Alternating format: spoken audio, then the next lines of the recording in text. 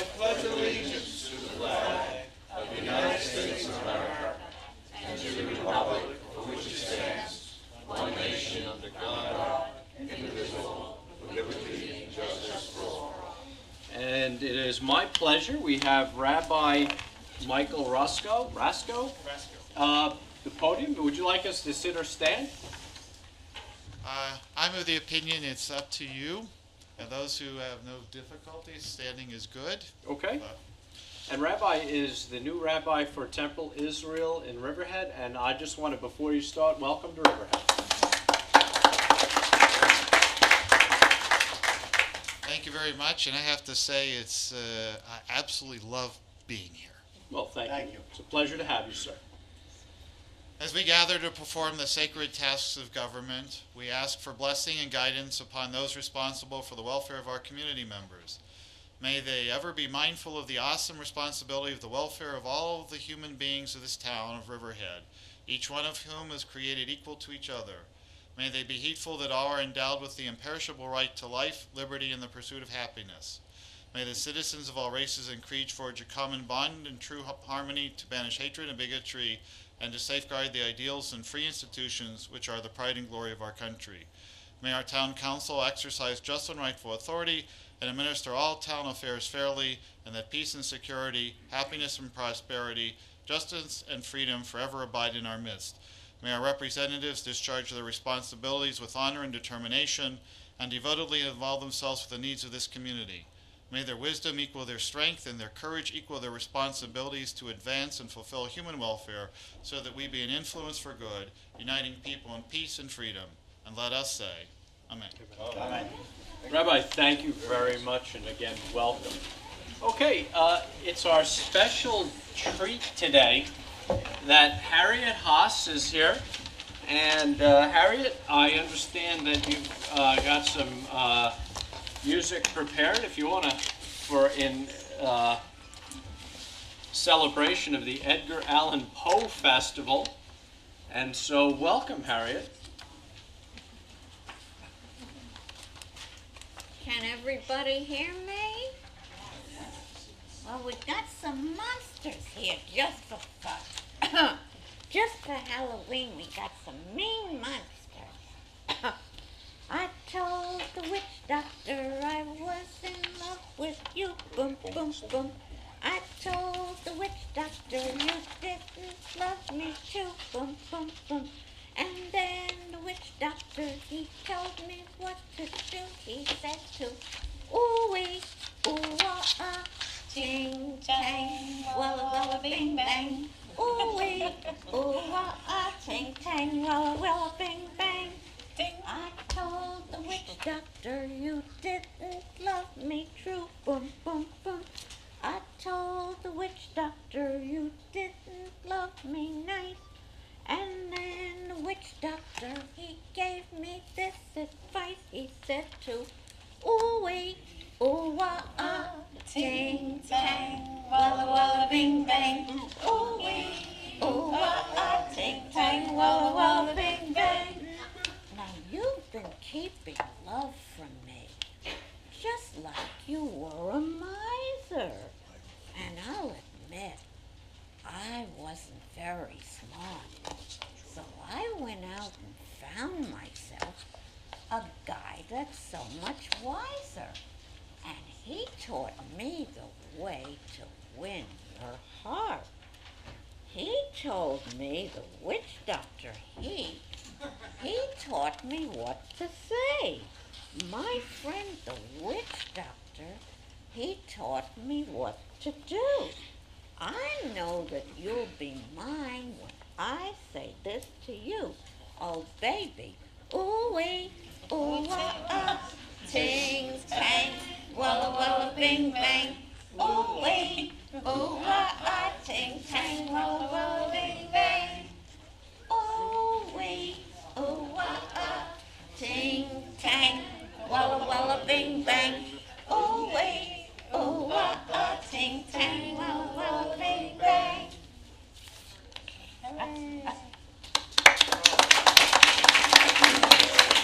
That was wonderful, Harriet. We got one more song. We got a monster here. see, we have a very, very mean monster. I was working in the lab late one night when my eyes beheld an eerie sight.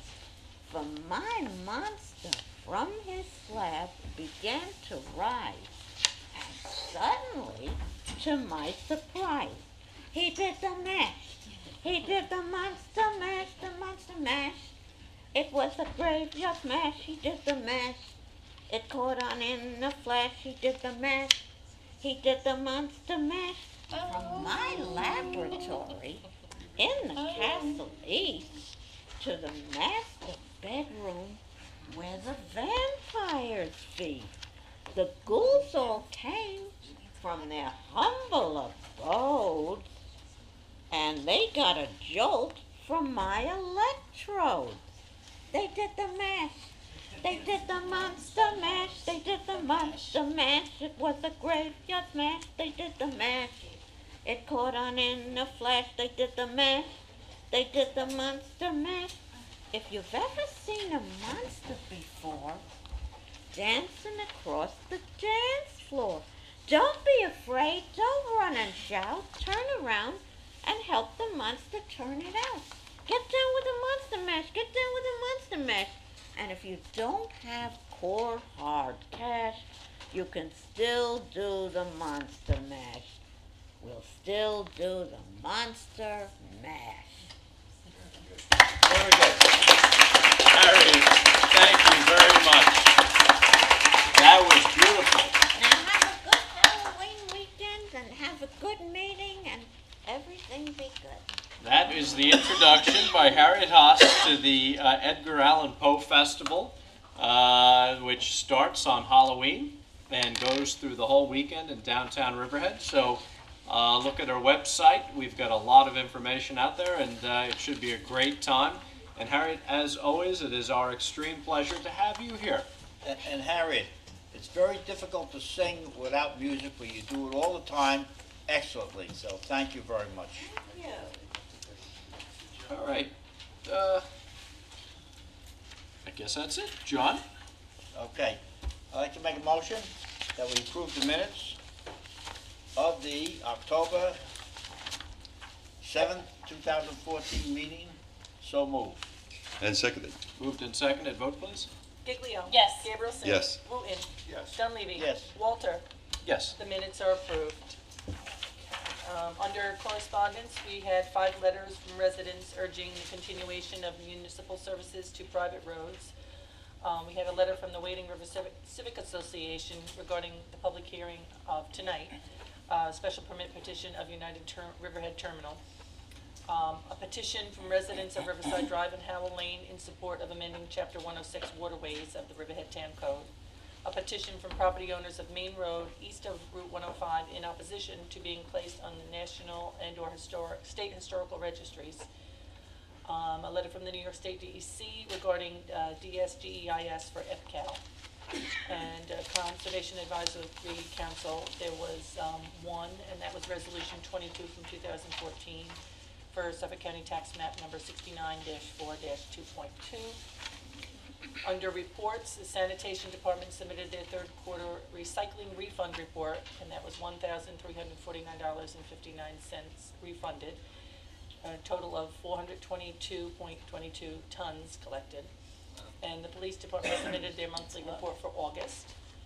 And there were also audit statements, single audit reports, financial statements, and New York State DOT single audit report. And that's Okay. it. Any other town board committee reports? I just want to mention that tomorrow night, 7 o'clock, at the River Firehouse, there'll be, Suffolk County Health Department will be out here, training people to give Narcan, and they'll have, kits to give the people, so that if anybody around you gets involved in these drugs, that you can give them Narcan, to help them. At 7 o'clock, Riverhead Fire Department tomorrow night. Okay. And also tomorrow night at the Riverhead Free Library, there'll be a presentation on the EPCAL Bike Path, which is a presentation that was given to the board a few weeks ago. for the efforts that the Alternative Transportation Committee have made in order to complete the EPCAL path to make it a full 9-mile circle. So that's available too tomorrow night. All right, any other reports? If I could just backtrack a little bit, I just want to mention, Did we miss something? no, it's just something. Did you I wanna wanted- sing? Something I wanted to do publicly. I could sing if you'd like to, No. but You could. I could. Good, I know you. We're waiting, right? Sandy will tell you, right? Sorry, she's my shirt. I just want to backtrack to the country fair. I just want to thank Oh, everybody. great job had by all. You know, nobody really, I haven't really realized how many volunteers it takes to make that happen. It's all volunteer work, but some people that stand out, and, you know, when you start mentioning names, there's always names that you forget to mention because of their benevolence of their time. But Pat Mulcahy and Marianne Elwood, Sue and Bruce Young, Jimmy Warner, Tom Frugia, Diane Wilhelm, Tara McLaughlin. There's a lot of people in town that make this happen. It was a great event this year, by the way, so I just wanted to thank them publicly for the tenacity and to keep going with it. Also, we also had the homecoming parade this past Saturday, although the team didn't do so well playing football, but it was a great parade.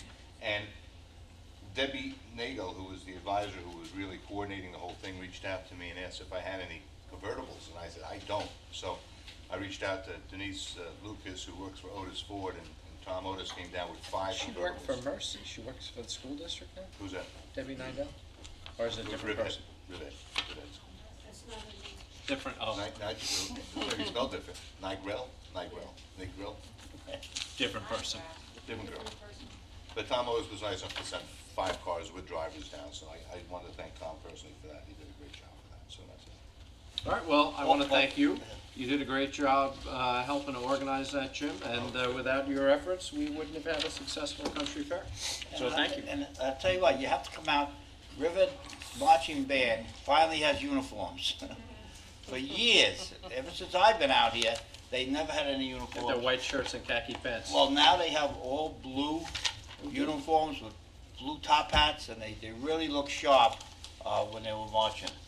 So they finally come to being a good marching band that looks presentable. I do feel bad because my mother-in-law took us away to Lancaster over the weekend, so I missed homecoming. That's what I wanted. I do Lancaster. apologize for that, That's but good time had by all in Lancaster anyway. We had the football Lots of game farms, better. George, I was impressed. No, not that way yet. I've never been Lots there. of them. All right, is there anything else? No? All right, we're gonna get started. We have, unfortunately, 5 public hearings, or fortunately, depending on your perspective. 5 public hearings today. The first one was scheduled for 7:05. It is 7:15. We'll open that public hearing. This is a consideration of a proposed local law to amend Chapter 108 of the Riverhead Town Code entitled Zoning Subdivision Regulations, 108-95 General Provisions, and this has to do with stormwater pollution prevention. Bob, are you familiar with this one? I reviewed it. I think this came from someone else other than myself. Code revision, is this code revision? Well, I believe this was discussed at work session where Dan McCormick came in and said that we had a conflict, right? Well, This is, what we're doing is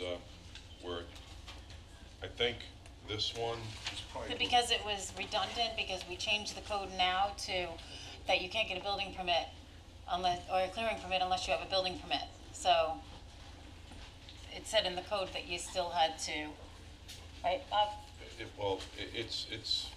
I think what we're doing is, we're deleting the first paragraph, which is talking about requiring it prior to a preliminary subdivision approval. I think the concept was to require an applicant to come in with the SWIP at the end of the process. rather That's than correct. early on, Right. so That's that exactly just what it before- is. Just That is before what the it is. final approval. Yep.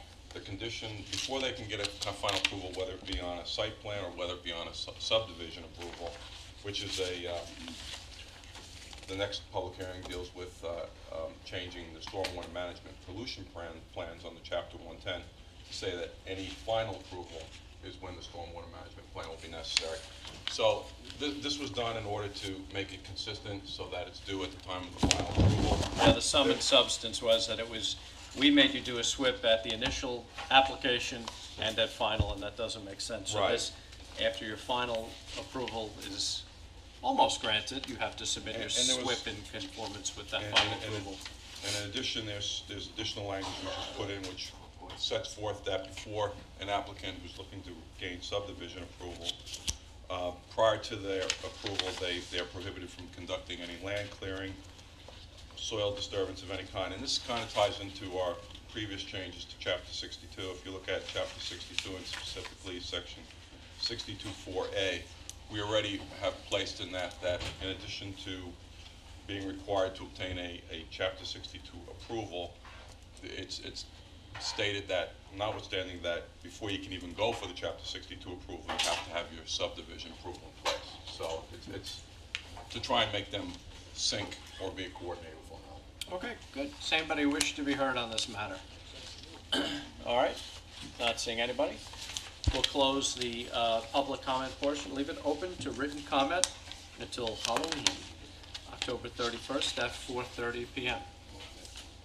In the town clerk's office. The second public hearing was scheduled for 7:10. It is now 7:17. We open the public hearing for the consideration of a proposed local law to amend Chapter 110 of the Riverhead Town Code entitled Stormwater Management, Erosion and Sediment Control, Stormwater Pollution Prevention Plans.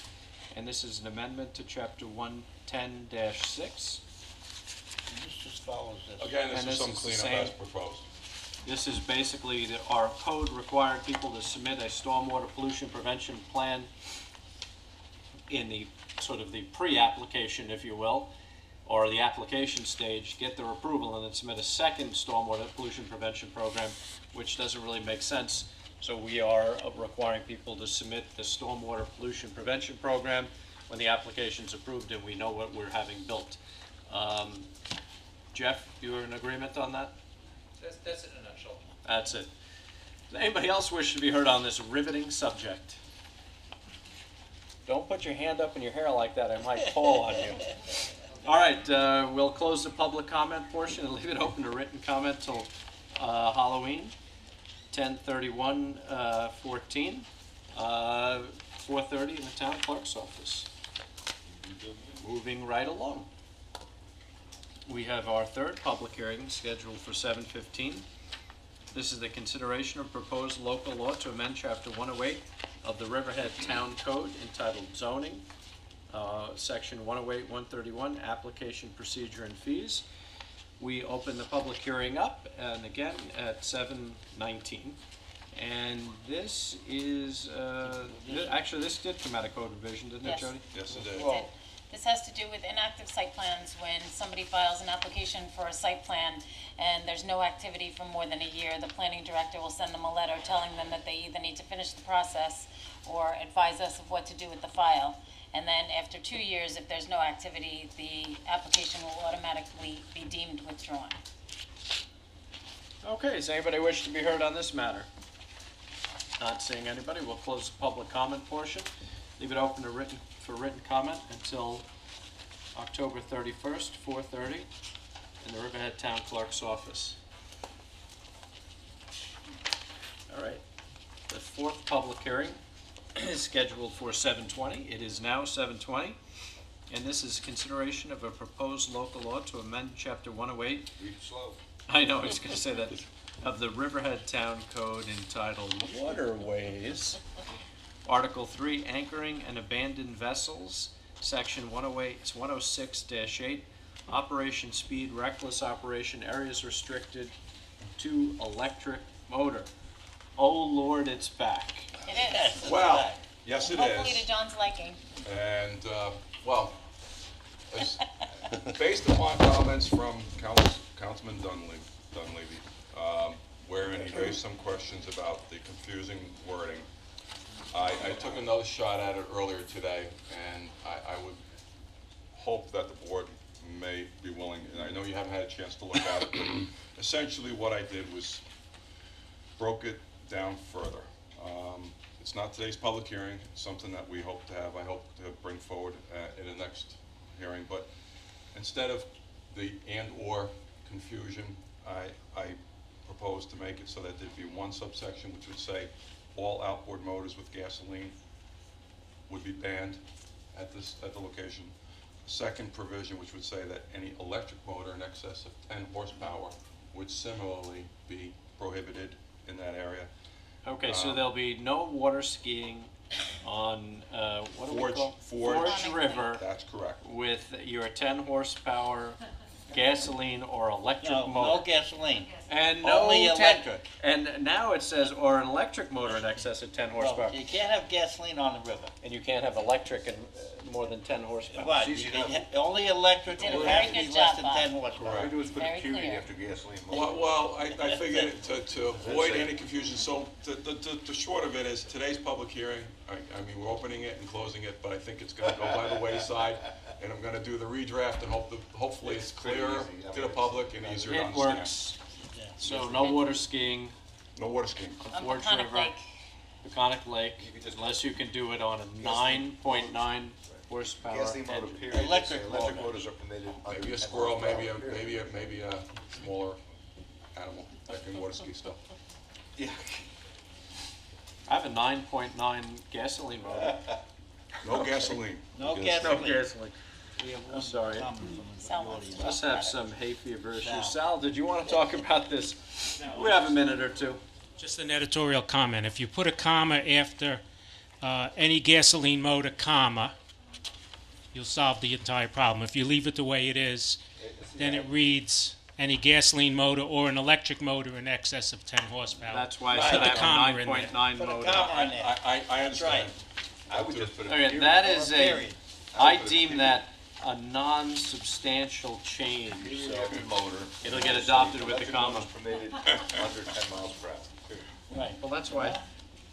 So Sal, then I can't operate my 9.9 horsepower Evinrude under this, I You could. can't. I could, the way it was written. Yeah, but you can't. No, I can't. No. Thank Okay, you, so the Sal. comma's going in. No But if gas you have motors electric on the motor, you river. gotta take the gas one off, because it says no she's a boat equipped. So you may have it, you get what I'm saying? You can't even not use it. Technically, you got another problem there, Houston. It's a I'll tell you. it's a regular sideshow here. It is. See what I'm saying? It took us a Equipped half and hour operate, to you may discuss put an this alter, in use your work electric motor, but then the gas one you'd have to session. take Well, off, we there's just an don't take idea on that. gasoline out. I don't know why it's not Okay, does anybody else wish to be heard on this? 725. I think it works. That's good. It's now, folks, that was our attempt to kill time. So we have one more minute. I will close the public comment portion and leave it open to written comment until October 31st at 4:30 in the Riverhead Town Clerk's office. Okay, 7:25 having arrived. I open a public hearing for the consideration of a special permit application of United Riverhead Terminal, New York, to expand an existing fuel storage and distribution facility at 212 Sound Shore Road, Suffolk County Tax Map Number 0600-6-2, lots 5, 6, and 7, and 0600, Section 70, Section 70, Block 1, lots 2 and 6. Is there anybody here for the applicant that wishes to be heard?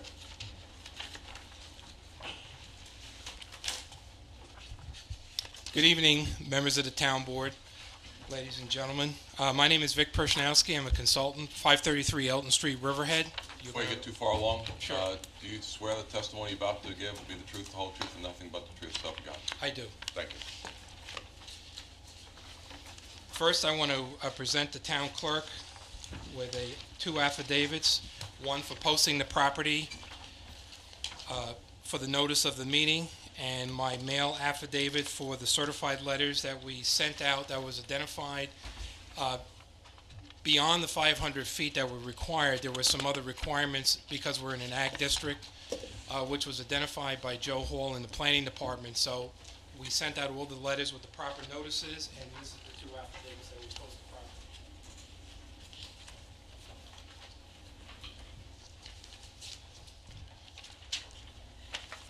United Riverhead Terminal has made a special permit application to the Riverhead Town Board to convert tank number 4, 87,000 barrels, to regular gasoline and convert tank 5, 67,000 barrels, to premium gasoline. Tanks 4 and 5 will be outfitted with the internal floating roofs for vapor control. Both tanks 4 and 5 have been approved for gasoline storage by the New York State DEC, which now regulates the tank farm. Once the IFR refitting is complete, in addition, 2 19,000-gallon ethanol pre-manufactured tanks will be added to the facility for the blending of 10% ethanol into the gasoline at the truck rack. The 2 ethanol tanks have also been approved by the New York State DEC. The distribution of gas at this facility is nothing new. When Northville Industries had, as people remember, they had gas stations throughout Suffolk County. They would bring in the gasoline by barge, and they would divide it into this 3 blends of gasoline distributed for years and years.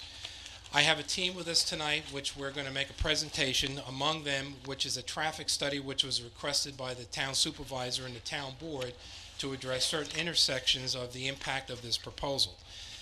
So next I want to introduce Scott Cam, the general manager of the facility, who will give you a little bit of history and overview of the project.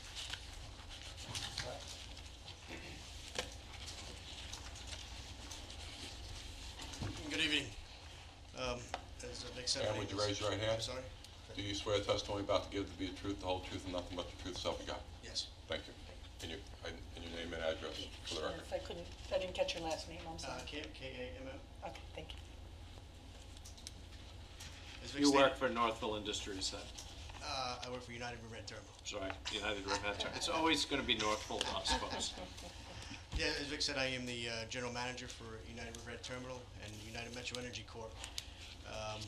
As many of you know, the facility was built in 1955. Over the years, the terminal has maintained a great safety record, storing and distributing gasoline over the years. Though we haven't stored or distributed gasoline in several years. I'm sorry. Yeah.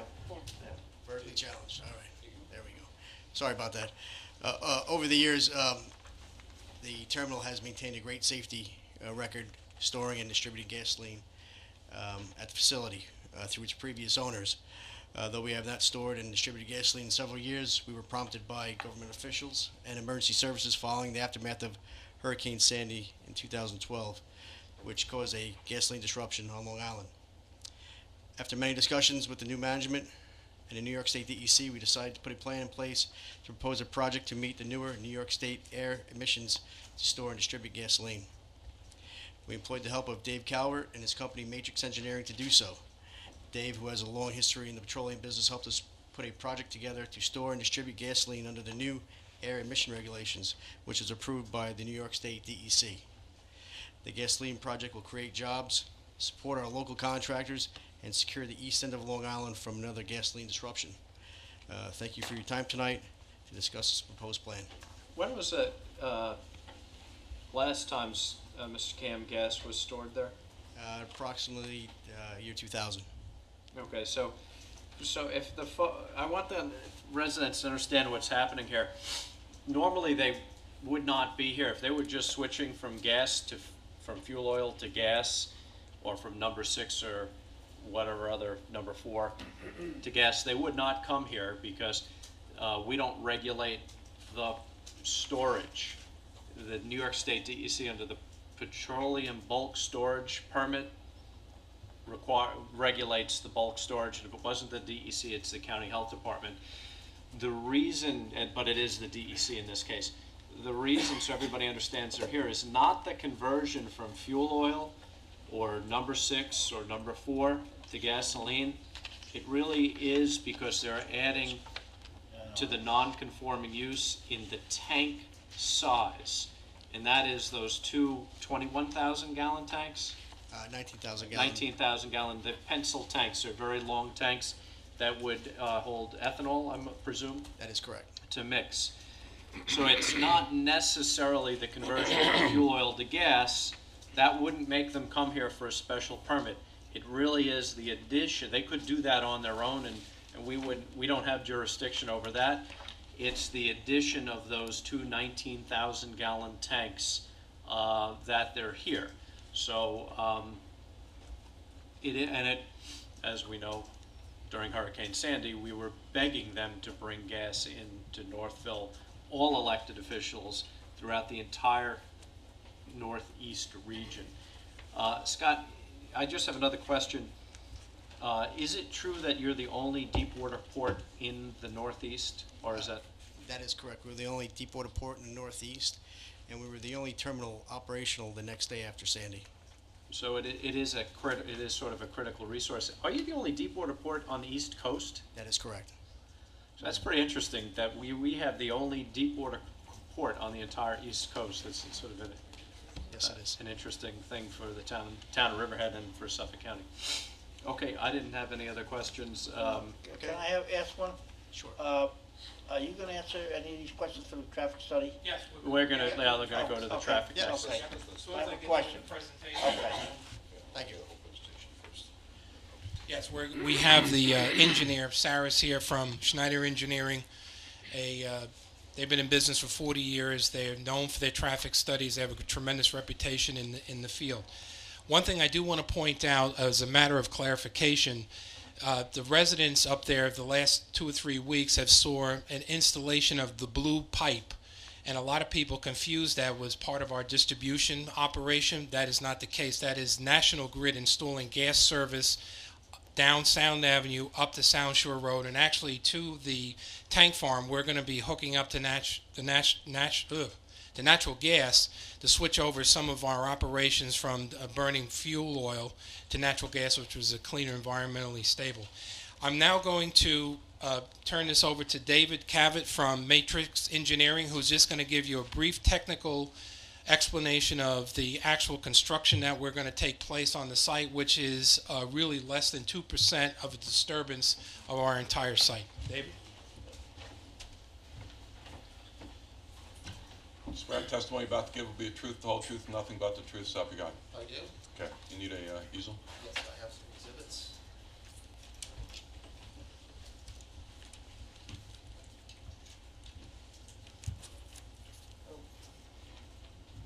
There wouldn't be a microphone up here. Put it sideways and stand. Well, I can hand the microphone here. We'll get the hand microphone to you.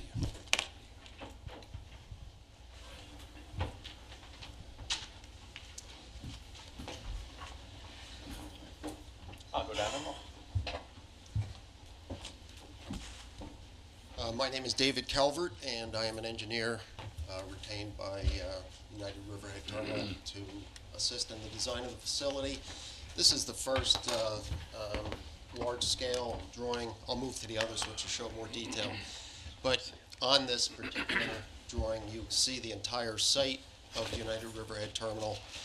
And this box here represents the next drawing, which will show more detail as to what is going on. And then the third one really zooms in a little bit better, but I'll put the second one up for starters. But this is the overall site and how it fits in to the overall area, along with a non-scaled tax presentation, or tax map. The project consists of these two tanks, 4 and 5, existing. They're existing tanks, and they are being converted from fuel oil to gasoline storage. Tank 13 is shown to have a new annular ring around it, which will be for containment. It is slightly different use, holding a commodity or a mixture of product, which is a mixture of oil and gasoline, which would be considered what is called transmix. The real project is the 2 tanks holding gasoline, and here are the 2 pencil tanks that the gentleman, the chairman, supervisor, was referencing. They are 19,000 gallon tanks. They will store denatured ethanol. The ethanol and the base gasoline are blended together at the truck rack, which is shown here, existing truck rack. The ethanol and gasoline is blended together as it's being loaded into trucks. 2 lanes at this truck rack.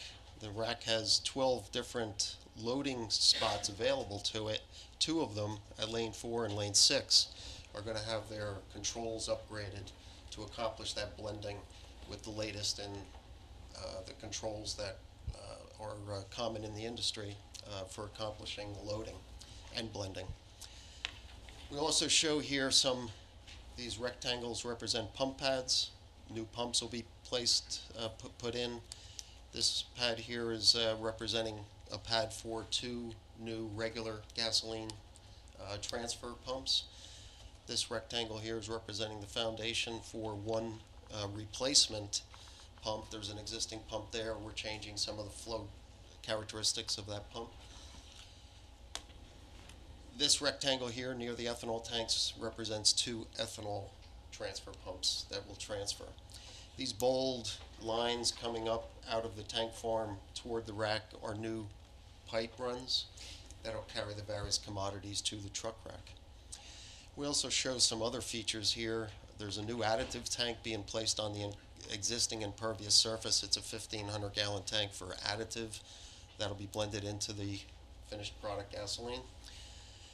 We're also upgrading the existing foam tank for fire protection systems. And then we have some electronics over here shown, new motor control center with cable tray with the cabling that'll control the pumps and all of the different signaling that's required to manage the operation. That is, in order to accomplish the annular ring, we are looking at modifying this access pathway. We'll be expanding this steel ring by about 8 feet, and so to maintain access into this area for maintenance and other reasons, we'll be cutting back here and putting in a retaining wall. This last thing is view is the same thing. It's just a little bit closer in to show the same thing that I just described. So if there's any questions. What is the annular ring? Is that secondary containment? It is secondary containment. It's the same kind of feature that exists on 4 and 5 right now. What do you It is a have now steel. on this tank? There is no annular ring. It's not required because of the commodity that's stored within. Number 6? It's number 6 oil, heavy oil. So it doesn't go anywhere? Correct. It's very viscous, and when it's cooled, it almost solidifies. Okay. Does the board have any other My questions? question is, the ethanol is being pumped to the loading area, correct? That is correct. At what point does it get mixed? Is there a tank there to mix it? Right as it's going into the truck. Oh, it's blended right into the truck? It's That's what- computerized. Yes, it's computerized valve. X amount comes in, and your automatically. additives go in there at the same time. There's 2 different ways of doing it. This is going to be ratio blended, so it will go in simultaneously, but it could be sequential blending. It depends. There's Whatever the flavor of the day is. it's your option, your choice. All right, so no other questions for the board. What, Vic, you're going to do traffic? Are we, Thank you.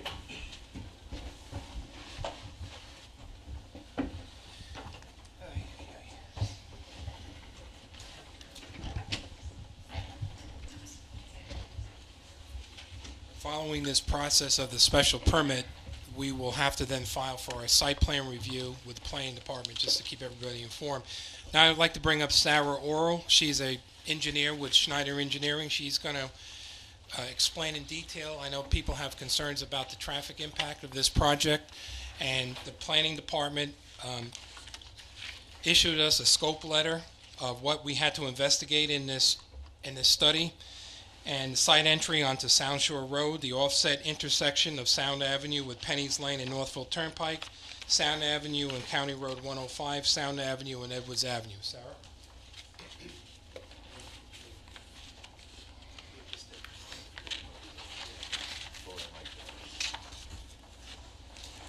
does she want to hold the mic or how to, oh, we got lots of flip charts here? All right, well, I'm going to go back to this. These I haven't seen. Before you so I'll start, go down. I'm sorry, do you swear the testimony you're about to give the truth, the whole truth, and nothing but the truth, so help you God? I do. Thank you. The board has reports that do have these diagrams in them. Oh, we do. You're more than welcome to come and look closer if you wish.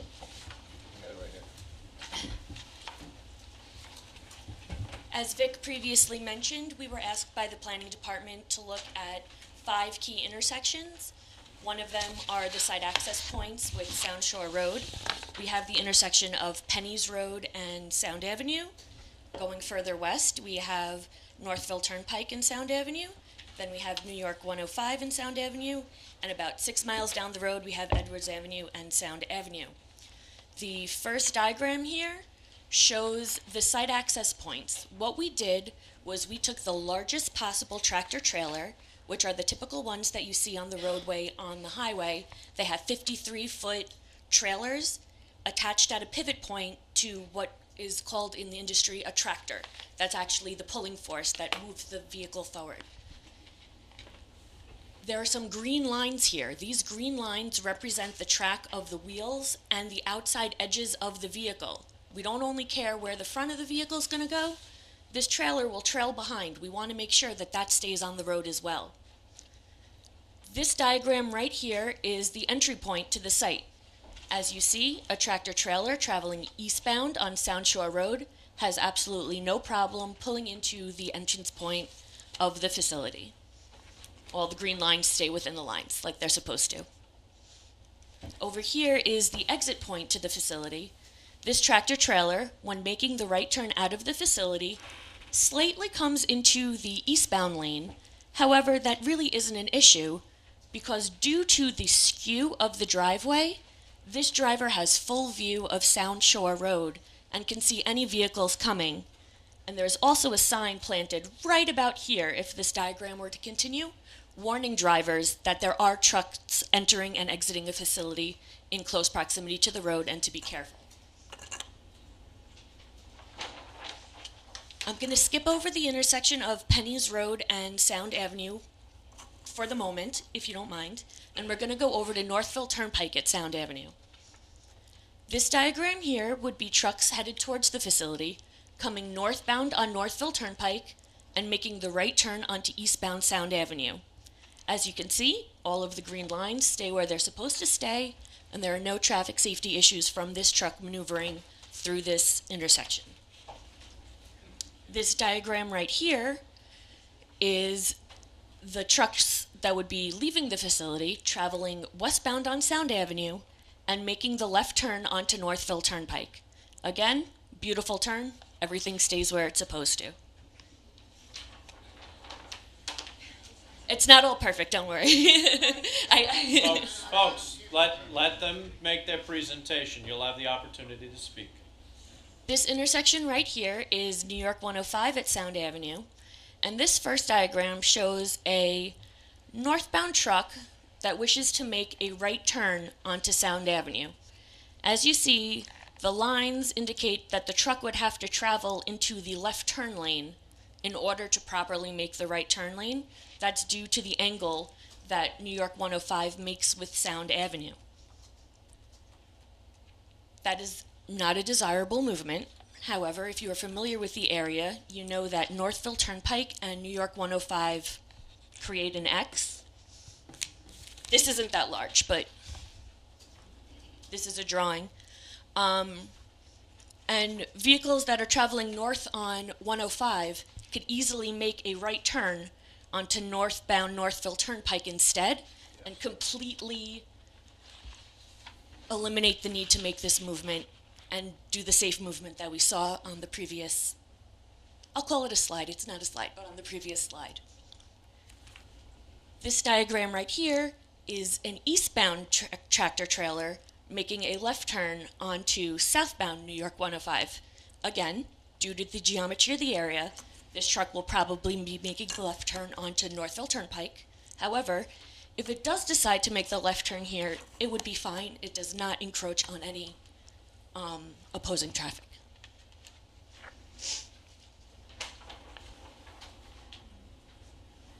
This is the intersection of Edwards Avenue and Sound Avenue.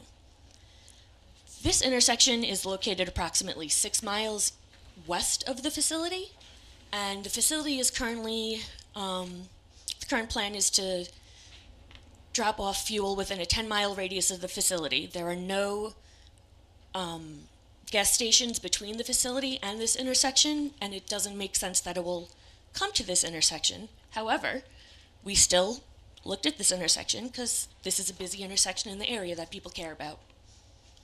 I'll first point you to this. which is a westbound truck on Sound Avenue making a left turn onto Edwards Avenue. This movement has no problem. I witnessed it when I was waiting behind the stop bar right here. This tractor trailer was able to make this left turn without coming into the lane of traffic. The northbound right turn lane is a little more problematic. It would require a tractor trailer to slightly enter the westbound lane on Sound Avenue before coming into the eastbound lane. And that poses a problem because this is a signalized intersection. And if there's a car stopped at the light on westbound Sound Avenue, the truck will not be able to pass. Like I stated earlier, it is not necessary for the trucks to take this intersection, and the facility is willing to make sure that the trucks are routed to the previous intersections that we have spoken about instead of Edwards Avenue and Sound Avenue. And I also want to state that there will only be 12 additional trucks generated to the facility. There will only be 12 pickups. So we want to be as safe as possible, but it's also not going to be that large of an impact. The largest geometric problem that exists is at Penny's Road and Sound Avenue. A truck wishing to make the left turn from eastbound Sound Avenue onto Penny's Road, it looks like it might be a problem because the rear of the trailer does come into the southbound lane. However, the sight distance that is available here for a driver coming, that's the distance that the driver could see unobstructed from the driver's seat, is such that it could see any vehicles coming southbound on Penny's Road. So that truck would be able to safely make that left turn without having any issues. The issues exist when you have a truck coming southbound on Penny's Road that wants to make a right turn onto Sound Avenue. This angle is quite acute, it's very small, and tractor trailers, they're not able to go through curves as well as your sedan or your SUV. And what happens is it has to pull into the northbound lane of Penny's Road, then come into the eastbound lane of Sound Avenue, and then right back into the westbound lane of Sound Avenue. This is not desirable at all. One way to fix this is to reroute all vehicles coming from the facility to make a left turn onto Sound Avenue from Penny's Road. That would also eliminate the trucks going through 105, Northville Turnpike, and consequently Edwards Avenue to go southbound.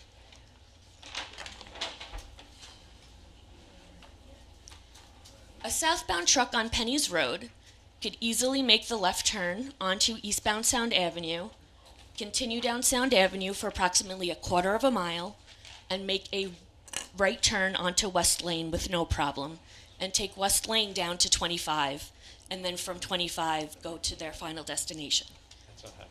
Another possible way to mitigate the issues at Penny's Road is to install a censored signal that would normally just be flashing yellow lights on Sound Avenue and a red light on Penny's Road. And when a truck is coming that wants to make that right turn from southbound Penny's Road, he hits a sensor in his vehicle which stops the traffic on Sound Avenue. They each will have a solid red light, and the southbound traffic will get a green light, and that truck can make its turn. Again, there's only 12 vehicles, the largest of which would have this issue. Some of the vehicles will be smaller. That is a little bit more invasive. The easiest way to do this is to just reroute the trucks to make the left turn off of Penny's Road and the right turn onto West Lane. So those are the 5 intersections that we had to study. Does anybody have? Let's go back up to the. Oh yeah, this is the meat and potatoes here. So I'm going to start with you're not going down West Avenue, West Lane. Okay. So the bottom line is, John Donnelly would be the first one in traffic safety to weight restrict west. So Well, not only that, but so the turn on 25. one comment at a time. So I've looked at this report pretty thoroughly. So I think that you guys have to really focus on a couple of things, and then I'm going to open up to the board. And then if Vic, are you done with your presentation? Yes. Okay, so I'm going to comment, I'm going to open up to the board.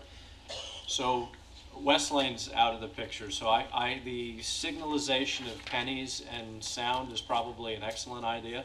There's also one other option that I didn't mention, but that would require some kind of agreement with the person who lives on the northwest corner property to allow the corner to be run over by the back of the trailer, which might not be desirable. That's why it wasn't. That's why it was not included in the report. Signalization is probably the way to go. Right. I'm fairly certain that West Avenue is off the table.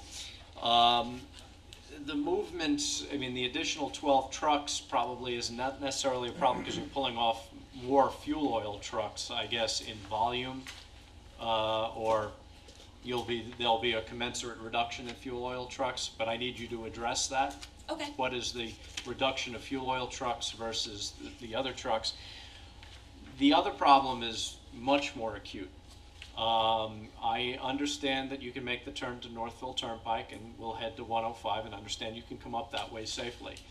There's no way in the world you're not coming up Edwards Avenue. You have zero opportunity there's zero chance that you're not coming up Edwards Avenue. You might be able to control your vehicles, but as one of our planning staff saw the other day, as he was going home to Wading River, a Metro truck trying to make the turn on Edwards Avenue.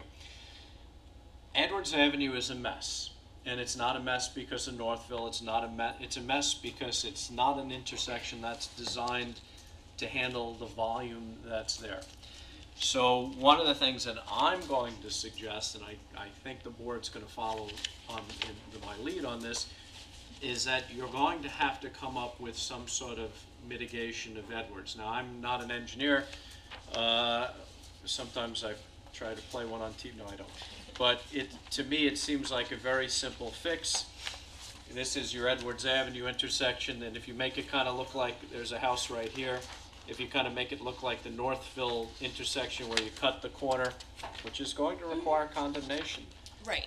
Cut the corner to correct that intersection, you'll be able to make the right onto Sound Avenue. You'll be able to make the left, and if we widen up this intersection, we might actually be able to make a straight lane and a left turn lane on Edwards Avenue, which is desperately needed.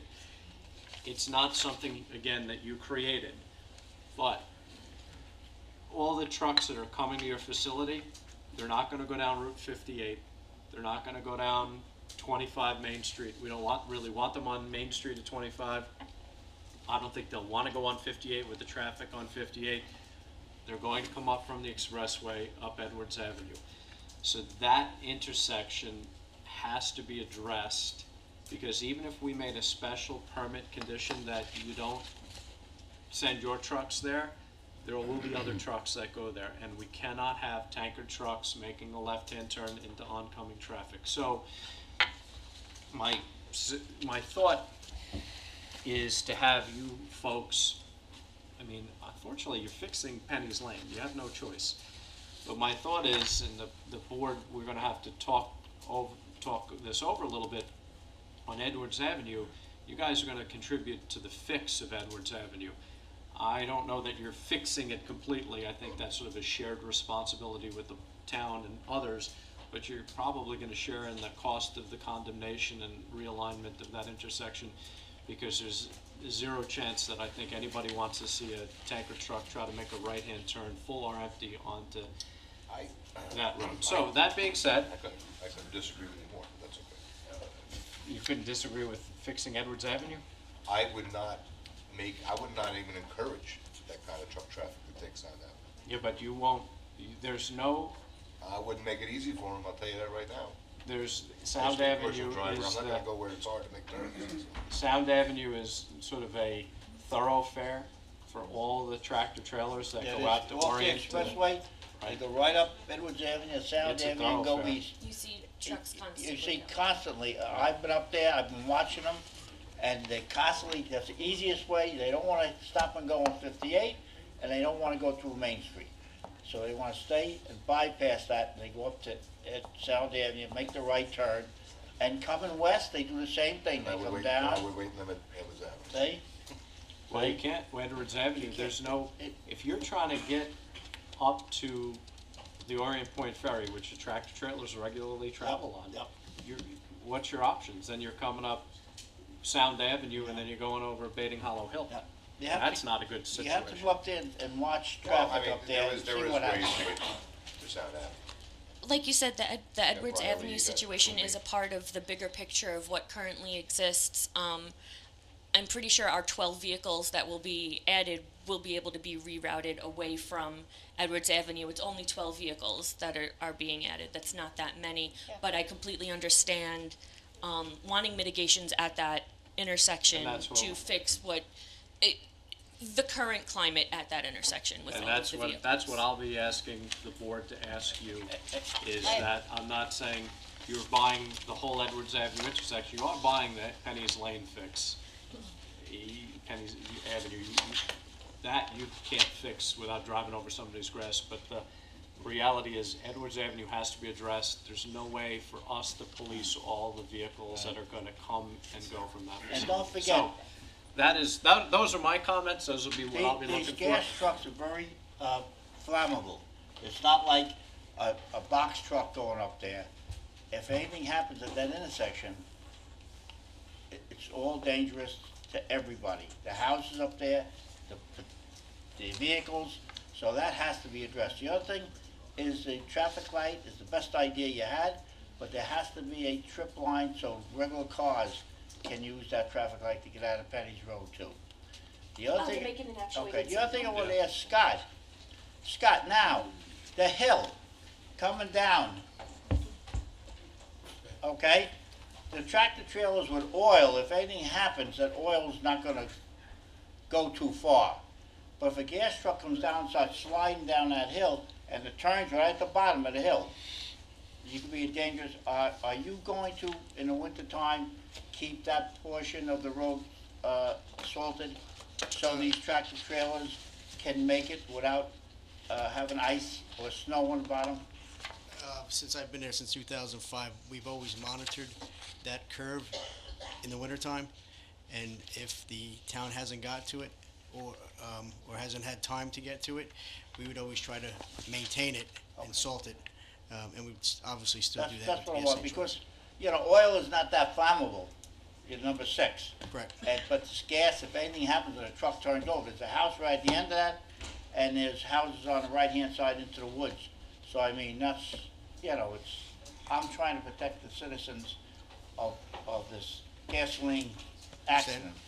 It only takes one. Correct. Okay? Thank you, Scott. Can I put two things on the record real quick? Yeah. Yes. I took some notes.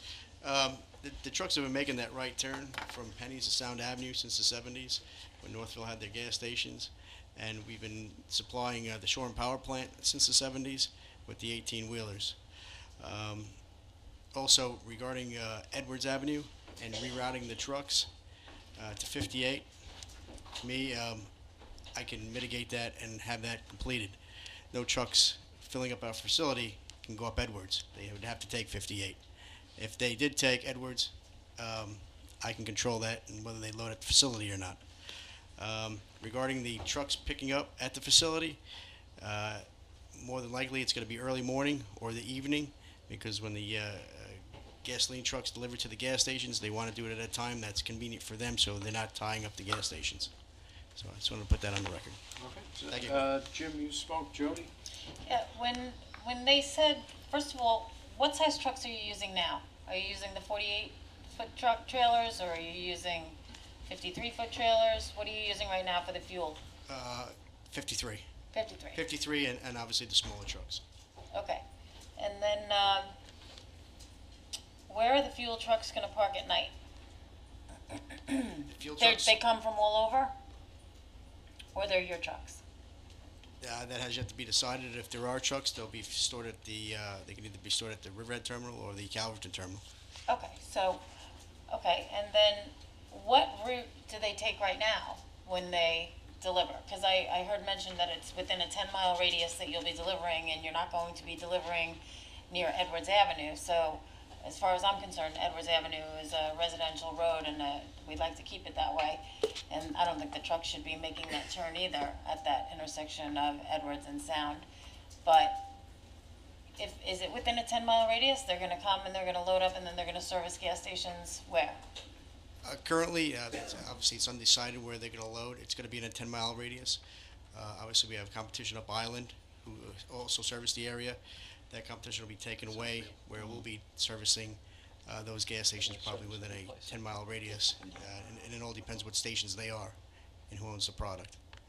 Because the only gas station that you might have a problem with is the Hess station at the expressway. That is and Edwards correct. Avenue. That is But correct. the other gas stations you would be able to access if you were to head east on Sound Avenue from Penny's, or, down Northville Turnpike, or Absolutely. Route 58. Absolutely. Okay.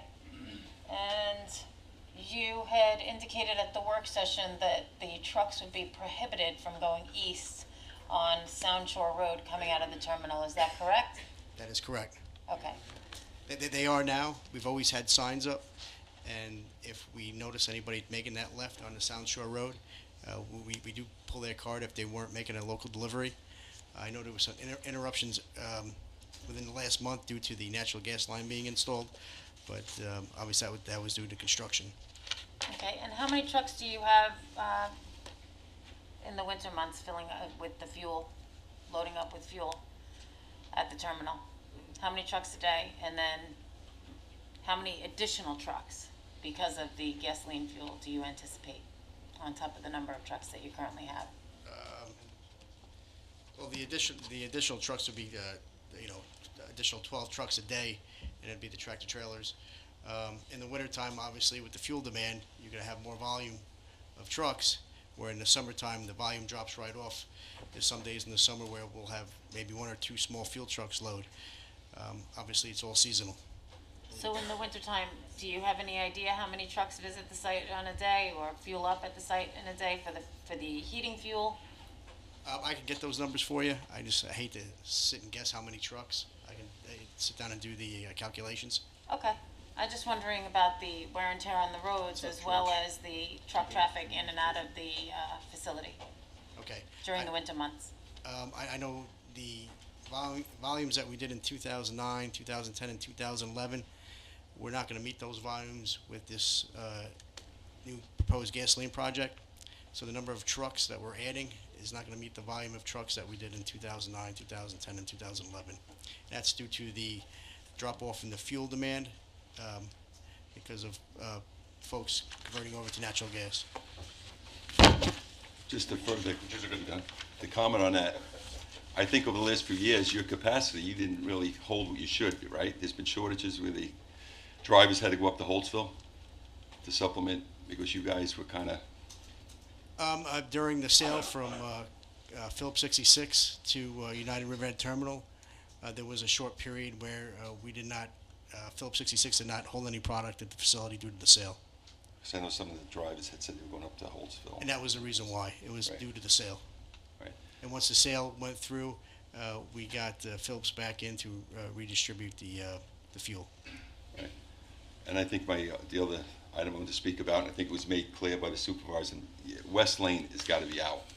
There's no way you're going to get from West Lane to Main Road and make those turns without, pretty much stopping the world forever. Correct. It's impossible. It isn't an option until you even studied something like that. It's just so off the charts. I agree. Right, The board okay. asked for a traffic study. You just included everything. We included everything. We gave them all options. I'm not a fan of that option. So I agree. Well, I think you'd have the same problem turning off of West Lane onto Main Road. Correct. You wouldn't be able to make that corner. Again, I think Sarah put that in there because the town was looking for options, and we threw the options out there. So it kind of looks like Edwards Avenue may be out and West Lane. That is correct. Well, Edwards Avenue is not out, in my opinion, because... If they want to put the, yeah. I don't see how I don't see how, because you're going to be selling to independent companies too, not just Metro trucks, I would assume, right? The terminal, I mean, I shouldn't ask a leading question. the terminal has total control on who fills up at the terminal. So if I'm getting complaints that people are taking Edwards Avenue, we can pull their card. And it only takes once, and that person learns or that company learns not to take Edwards Avenue. The question for me is Edwards Avenue, we keep adding traffic, adding traffic, adding traffic. And at some point, the town, and we've been a little lax in requiring mitigation. And so, in my mind, this is going to add traffic to Edwards Avenue, even with the assurances from United, which I have no doubt in my mind that you can control most of what's happening. But the fact is that that's not a good intersection. It needs to be realigned, and unfortunately, you guys are kind of stuck in the crosshairs of that Sure, and realignment obviously potential. we got to be thrown in with the rest of the tractor trailers that take that same route. And I understand, you know, with that turn from Edwards onto Sound Avenue, making that right, those trucks have a tough time. Not Metro trucks, but all 18-wheelers. All trucks. So.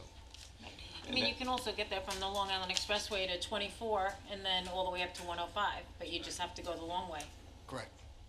And that's what it comes down to, is what is going to be the easiest way for them to go and the safest. I don't know that Route 58 would be the safest, but I think that if you eliminated Edwards Avenue, I think those trucks go up 58. That's the fastest way, because you have Flanders Road, which traffic backs up, leaving your terminal if they take 105 down to Flanders Road and try to go that way.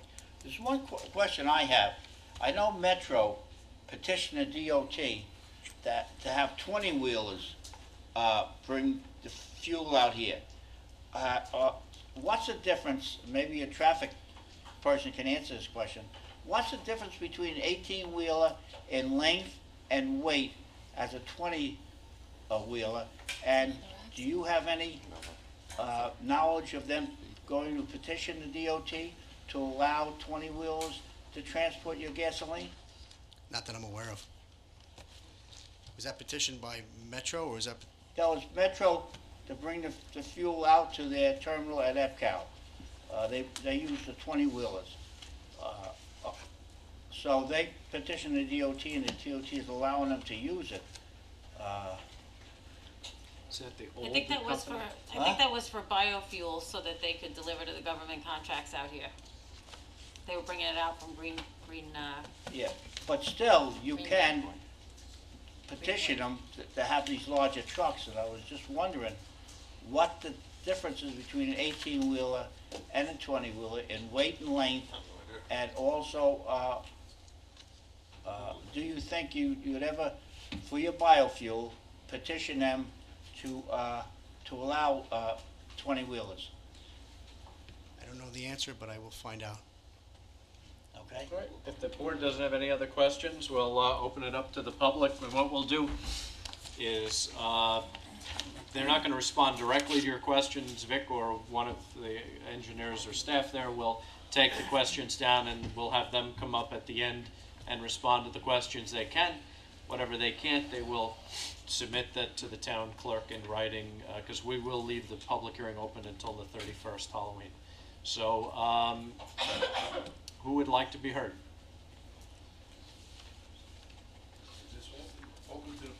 This is open to the public. Just form a just get line up and- behind this gentleman here, and you're going to state your name and hamlet or affiliation for the record.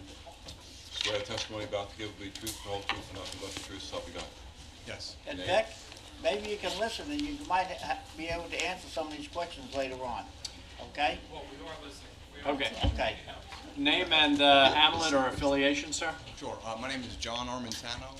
I'm an attorney with Farrell Fritz. Spell the name. ARMENTANO. And I'm an attorney with the law firm of Farrell Fritz, with offices in Hopog and Uniondale. We're here to represent some of the interests of the Northville Beach Civic Association. We were retained today, actually, for this matter, so we're trying to catch up on some of the technical aspects. We've heard a lot tonight, so our main concerns are basically the adequacy of the SEQA review that this board is charged with reviewing. Obviously, a properly evaluated traffic study is necessary for this application, and as well as that adequate health and safety precautions are taken with respect to this property in terms of what's being stored on site and with respect to, obviously, traffic movement patterns in the location. From what I've heard tonight, it seems as if it's been 14 years since gasoline has been stored on the property, and I believe a lot has changed in the area with respect to traffic patterns and local communities and development in the area. So with respect to the CEQA analysis, from what I've seen briefly from the file, it appears that there has been an unlisted classification for the matter. A short form was utilized. We would recommend that a long form be utilized to further evaluate any potentially significant impacts that may arise from this application. Although the main impact appears to be traffic, there may be others that the planning staff could recognize with respect to what a long form might reveal. Obviously, with respect to traffic, the board was right to request a traffic study be performed. At this time, though, it's a lot of information has been thrown out at the community. I think that this group in particular, the Civic Association, is inclined to hire its own traffic expert to at least evaluate the study. So that's something that we'd like some time to evaluate to make sure that all of the issues have been considered here adequately. Obviously, we can foil that information, or if one can be provided to us at the end of the night, that'd be helpful for us on our endeavors here. Well, what happens with this is if we approve or disapprove, if we don't approve the special permit, it's over, but it still goes through site plan at the planning board. And this is an amendment to the site plan. Jeff, did they have the public hearing yet? No, so there's a second public hearing for the site plan. This is just for the use. The site plan will be for the the design of the facility itself. And I would assume the planning board's also going to look at traffic as well, is my assumption. I mean, I can't speak for them. Right, I would think that at this time, though, the CEQA is when the traffic is really isolated as an issue. I mean, if you grant, say, a negative declaration, I think traffic is pretty much fait accompli. That's done. I mean, they can obviously consider certain aspects of that. Jeff obviously knows that issue well. But I think now is the time to isolate the traffic issues, and we would request that there be time for the group to review that information. I heard that the end of the month seems to be the cutoff, but I would recommend that additional time be. What would you be looking at? I'd have to speak with my clients to find out. We'd like to expedite this too. I mean, we'd like to have a traffic expert that we could review their reports. I think. Why don't you talk to your clients, and then normally we don't let people just keep coming back up, but I will have you come back up, speak to your clients, see what kind of time frame that they're looking at. I'm not going to leave it open for a tremendous amount of time. Understood, and we wouldn't want that either. So it would be a reasonable period of time. So okay. Those are my comments for right now, and appreciate your time. All right, thank you, sir. Thank you.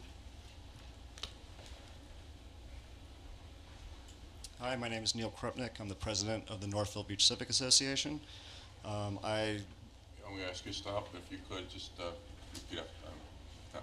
Do you swear the testimony you're about to give will be the truth, the whole truth, and nothing but the truth, so help you God? I do. Thank you. I am planning on speaking after some other people speak, but I do have a letter here from two of our trustees who can't be here tonight, so I'd like to read, if that's okay.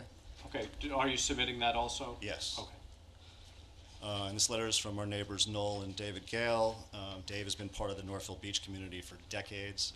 He can actually tell you stories about swimming in the Sound as a child and having his mom clean off the oil on his body with turpentine and gasoline.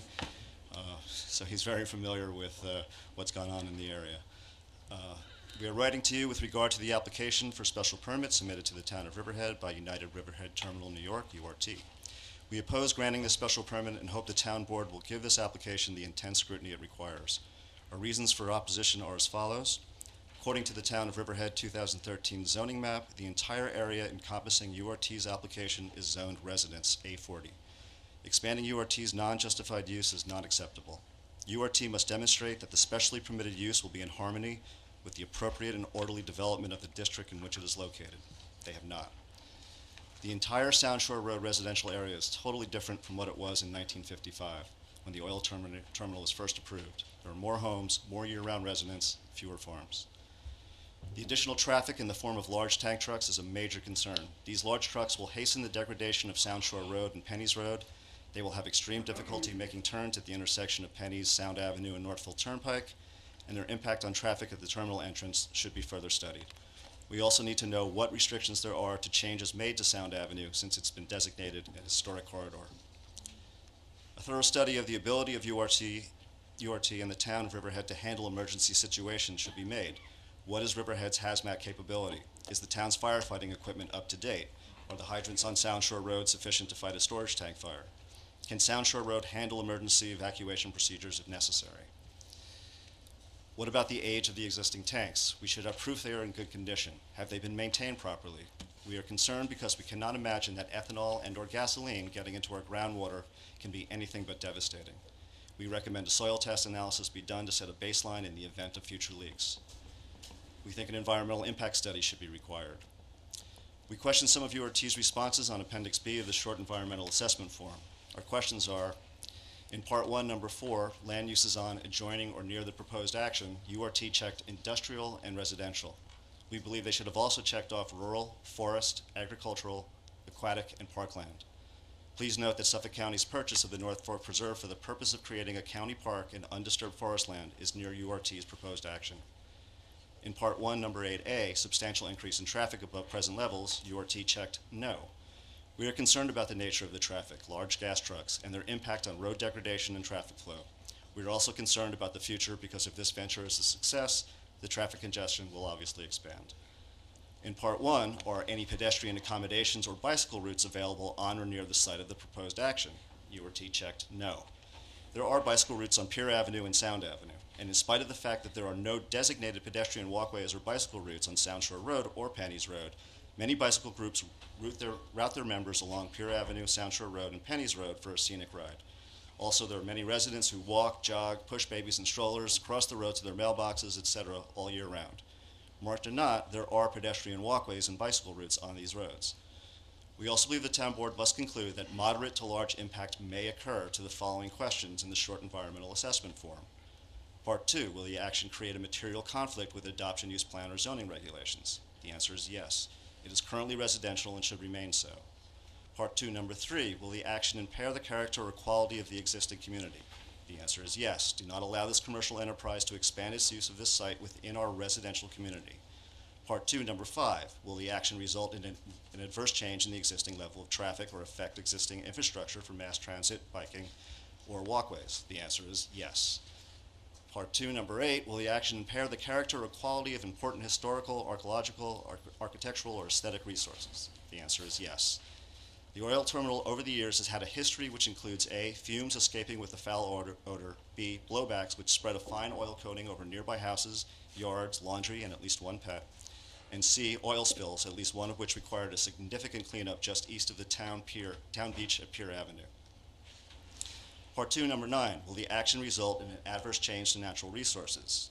Wetlands, water bodies, groundwater, air quality, flora, and fauna. Eventually, yes, accidents happen, and when it involves oil and gasoline, the results can be devastating. Part 2, Number 11, will the action create a hazard to environmental resources or human health? Spills, leaks, blowbacks, and escape fumes may not happen often, but they do happen. Finally, does this addition of ethanol and gasoline at URT site create an additional level of security needed for our protection? They are clearly more volatile than home heating oil. We remember after 9/11, the Coast Guard conducted regular visits at the platform in the Sound by boat and over the URT site by air for several months because of a heightened concern over the terminal being a potential terrorist target. So does this make it a more attractive target, and if so, what will be done about it?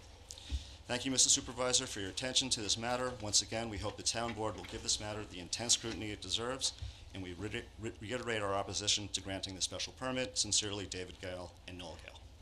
Okay, so what I'll say is it's probably going to go past 10 days because I'm going to ask URT to respond to those things in writing to the town board. Some of them may be more easily handled than others, and I think they're going to need more than 10 days to respond to those things so we can gather the information. I'm not going to ask them to make a presentation in that detail at this moment. So at the very least, I'm thinking 30 days. Mr. Armitano, does that work? Can we leave it open, Bob? 30 Instead days. of closing the meeting? You could do that too. Well, that's not my preference to leave it open if we can move it along to a conclusion one way or the other. On that point, 30 days I think is an adequate period of time for us to analyze what's been submitted, but I would suggest that the board keep the public hearing open for that period of time as well and not close the hearing. Thank you. Next. My name is David Grunner. I live on Sound Shore Road, just east of the oil terminal. I had scribbled down several notes for... Do you swear testimony you give will be the truth, the whole truth, nothing but the yes. truth, so help you God? Thank you. Not much of a testimony, just questions, really. Our president really covered most everything I had wanted to bring up.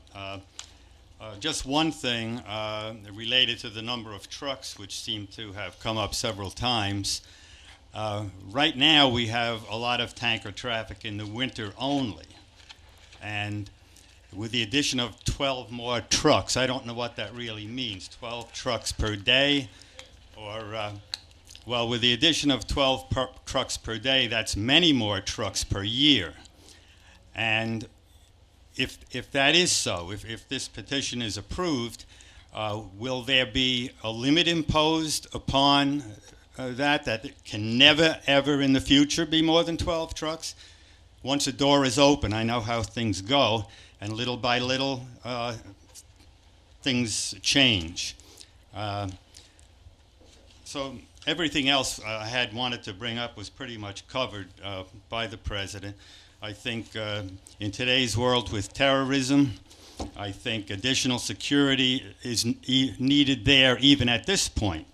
There doesn't seem to be very much going on that I can see unless there's a lot of secret security going on there, but I pass the terminal several times every day and I don't see much. And in terms of the number of trucks too, many times when I come home in the winter, if it's late at night, I've seen trucks lined up Sound Shore Road, you know, as many as 12 or 15 trucks where I could hardly get around them in the other lane. They're waiting to come in to fill up. If we have gasoline trucks waiting as well on a regular schedule, the gentleman who addressed the issue as to where the trucks would be parked suggested at the Northville facility as being one possibility. So I think that could be something that would be a serious problem as well. Okay, thank you. All right, thank you, sir. Joe Vicari. Vicari? Joe Vicari, engineer, lawyer, and generally an all-around nice guy, okay? You swear testimony you're about to give will be the truth, the whole truth, and nothing but the truth, so help you God? Thank you. You're a lawyer, how can you be a nice guy? Thanks, John. That balances it.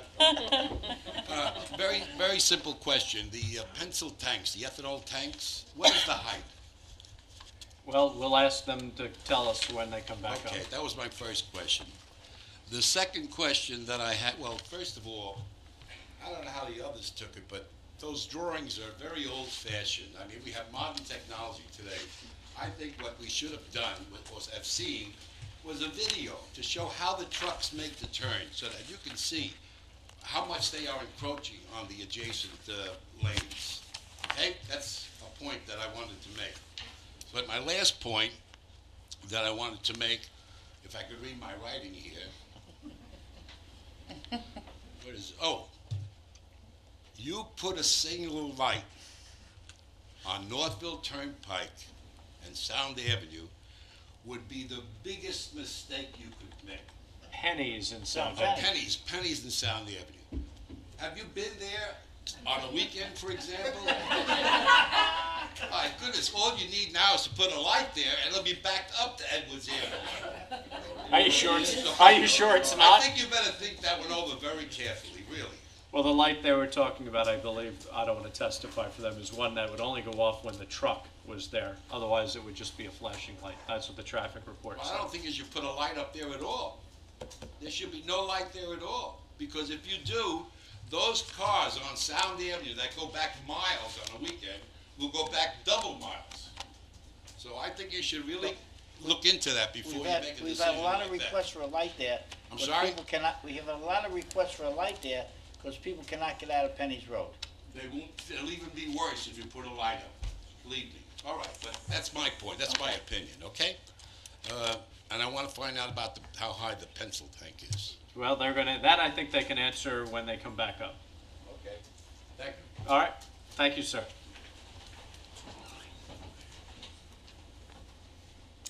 Nancy Gray. I Swear live on- testimony you're gonna give will be the truth, the whole truth, and nothing but the truth, so help you God? Yes. Thank you. I live on Sound Shore Road in Northville. And I'm asking all of our town board members to take a very hard look at the short environmental assessment form submitted by Riverhead United Terminal with its request for a special permit for expansion of a non-conforming use. This expansion has far-reaching implications that go way beyond the immediate Northville community. There are major safety concerns at the land site, the platform site, and of course the increased tanker truck traffic. I feel information about this plan has been misleading. I cite quotes from URT representatives in local news venues that state the terminal is looking to add gasoline distribution to ensure the East End is supplies in the aftermath of a major storm. And what if the next major storm hits the East End? Then what? The Northville Beach itself happens to be very vulnerable. It only truly made sense to me that the terminal wishes to add gasoline ethanol blending operation to increase its own profits. So we need to take a very close look at what this means for the future of our Riverhead community. Besides the ever-increasing truck traffic, we have to consider what other negative impacts there might be. Things to consider that come to my mind are gas and ethanol being brought in by ship, mixed on site, and being barged back out. Eventual build-out of the entire site with many more storage tanks. The increased tanker truck traffic is a major concern in and of itself. In the mid-1980s, there was gasoline distribution at the Northville site. I remember well, as I worked in Hampton Bays at the time. Every morning I would dread getting behind one of the full tanker trucks, leaving the terminal as it lumbered up the hill and crept along Sound Shore Road, only to downshift at the corner of Penny's Road, do almost a stop and make the turn, only again to lumber up that hill, gaining a little speed and then coming to a stop at Sound Avenue, and having to wait for both the east and west lanes of traffic to clear in order to be able to make the turn. That was 20 years ago. We all know how much traffic has increased since then, and we all know what a dangerous intersection that is. Then there is the reverse, when the trucks are heading towards a terminal empty and are flying. One of my scariest memories is one evening I was traveling south on Penny's Road on a wintry evening, and a tanker truck was heading towards the terminal, showering me into a tunnel of slush. How lucky I was that there were no other vehicles on the road, as I couldn't see a thing. In the past 20 years, there has also been a tremendous increase in other types of traffic on this beautiful scenic road, besides vehicular traffic. There are people walking, running, walking dogs, pushing baby carriages, bicycling, kids skateboarding, motorcycling, and not to forget the wildlife that don't follow our rules of the road at all.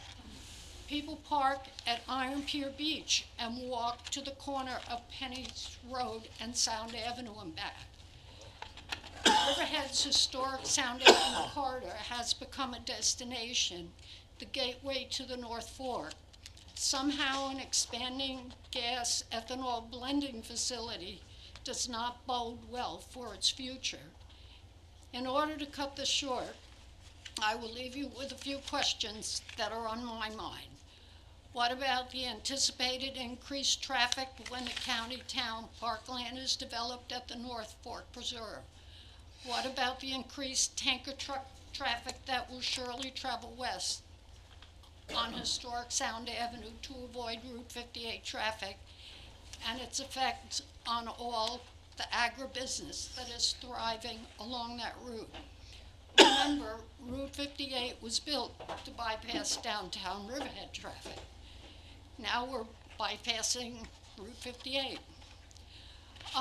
What about increased security issues related to terrorism? Several years back, my husband and I were approached by a Coast Guard vessel while fishing in our little 12-foot aluminum boat and told not to get too close to the platform. Terrorism has a whole new face now. What about property values, not only in the immediate Northville area itself, but the Sound Avenue corridor and wherever these tanker trucks travel? Just plain and simple, what about the quality of life on the North Fork of River? Thank you. Do you want to submit that? Your written comments, that would be helpful.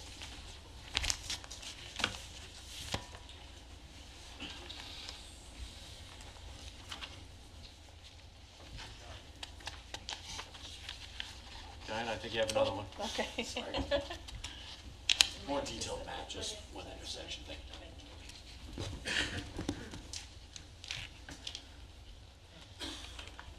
Good evening, John Cullen, Northville. Excuse me for my just getting over a cold. I just want to thank Supervisor Walter and the board members. Mr. Cullen, if I can stop you for a second. Do you swear the testimony you give will be the truth, the whole truth, and nothing but the truth, so help you God? Thank you. Supervisor Walter and board members, I'd like to talk about the potential gas deliveries traveling to and from the United Riverhead Terminal. Since living here for the past 10 years, the terminal has always been a number 6 oil provider. Number 6 oil is for home heating, which uses small neighborhood delivery trucks departing from the terminal. I read an article a couple of weeks ago stating United Riverhead wants to become a gasoline depot. The article mentions there will be about 12 transport trucks per day, traveling both inbound and outbound. These trucks have 18 wheels, can carry up to 9,500 gallons of gasoline, weighing up to 80,000 pounds when filled. The neighbors in the area are concerned about the noise, traffic, and safety as a gas depot will create. I am not sure if all board members have visited the terminal, but if you are coming west on Sound Avenue, you will need to make a left turn onto Penny's Road, which is 127 yards east of Northville Turnpike. This is not your normal 90-degree turn, and instead is a sharper turn, which needs additional attention, as you see in that diagram I handed you. Penny's Road is roughly 1 mile long and includes a downhill at the last quarter mile until it meets Sound Shore Road. Once the right turn onto Sound Shore Road has been made, the truck will travel up a steep incline over a half-mile long to the terminal entrance. Once filled, the truck will follow the same reverse route, now traveling down the steep hill, then left up a quarter-mile incline on Penny's Road. For a second time, the homeowners in this area will hear the loud hitting of brakes necessary to safely manipulate down the Sound Shore Road hill, and the power of the loud engine needed to pull 80,000-pound load up Penny's Road incline. The article mentioned around 12 trucks a day, which actually equates to 24 deliveries when you calculate the round trip. I spoke with an employee personally at the terminal and was told if the gas demand increases, then more trucks will be added, resulting in an undetermined amount of trucks on this route. As if this isn't already a concern, what many people don't know is the terminal is open 24/7. And many of these larger gasoline transport trucks will be heading down Penny's Road 365 days a year, making that turn up the hill to the terminal at all hours of the night. Before closing, I'd like to revisit the turn from Sound Avenue to Penny's Road.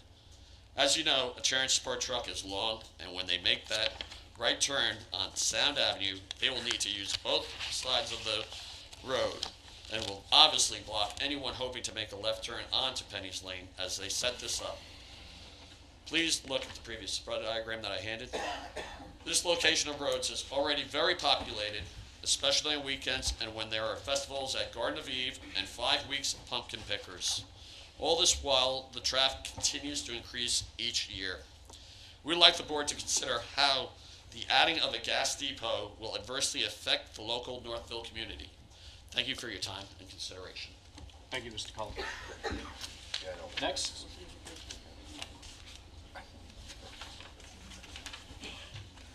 Swear testimony you give the truth, the whole truth, nothing but the truth, so help you God. Thank you. Mr. Supervisor, members of the town. We get your name and affiliation, or Hamlet? I'm getting there. It's coming. Mr. Supervisor and members of the Riverhead Town Board, my name is Anthony Yaruso, Sound Shore Road, Riverhead.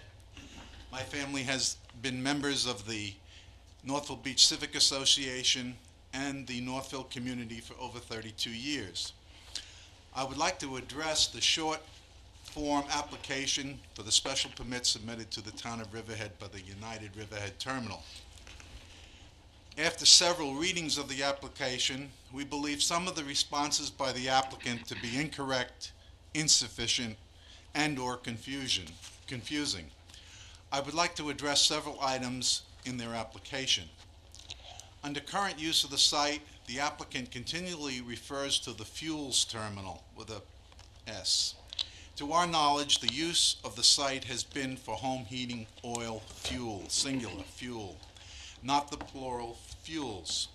Under current use of the site, it operates as a fuel oil terminal, not a fuels oil terminal. The applicant, under character/use of surrounding lands, answered developed. Certainly they should recognize that the surrounding lands in the area are not all developed. The area consists of open lands, residential homes, a state-run group home that no one has mentioned, a county park, farming and agriculture usage, and two public beaches, two Town of Riverhead public beaches, Iron Pier Beach and Penny's Road Beach.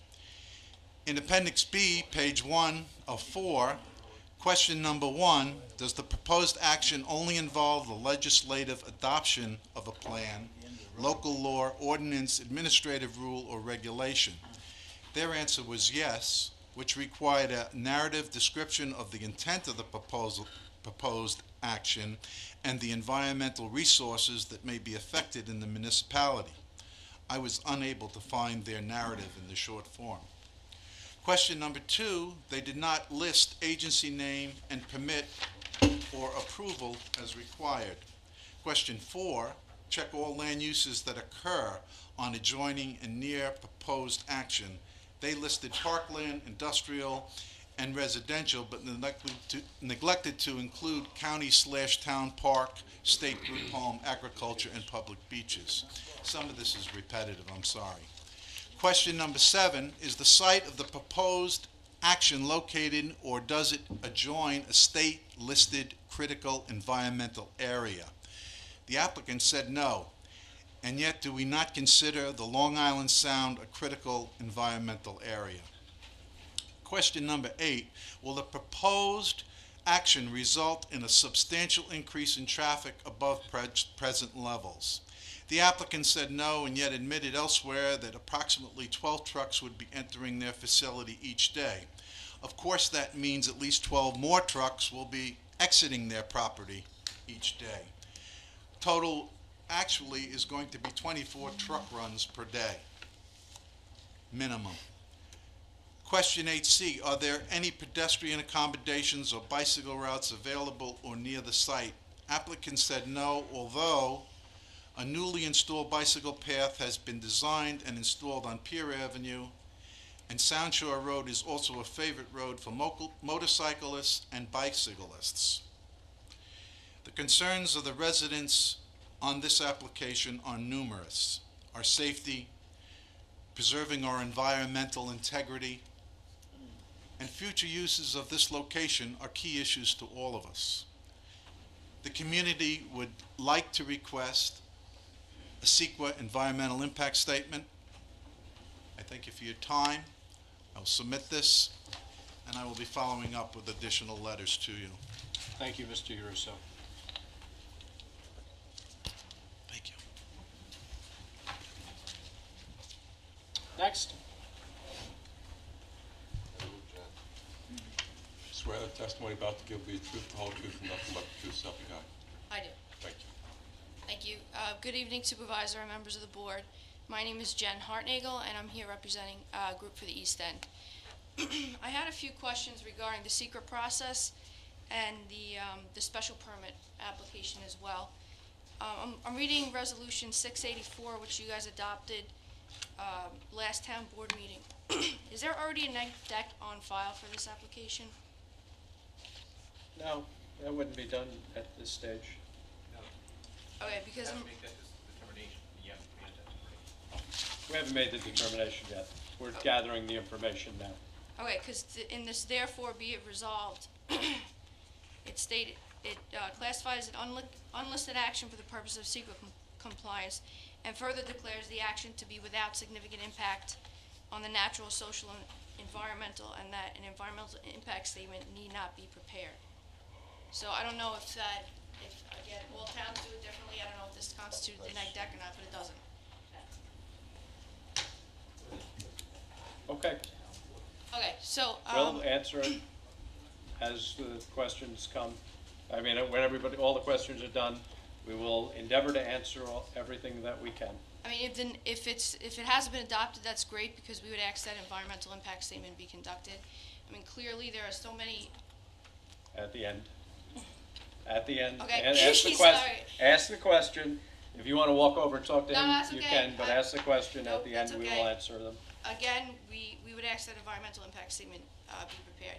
Clearly, there are so many issues here that came up tonight with the traffic, safety, and more importantly, the secret process. That's what it's designed for, and it provides an opportunity to seek alternatives that would mitigate these issues. It's transparent, it's open to the public, and this is a large application that could have a lot of impacts on the community. The second issue that I wanted to address was that, and it's kind of already been addressed tonight, gasoline hasn't been stored there, distributed there for a number of years. So therefore, there's an argument to be made that would this proposal constitute a new use, not an expansion of a pre-existing non-conforming use. And again, that would open up this application to a new permit process, a more in-depth review that should be required of this type of application. That's a question for the town attorney.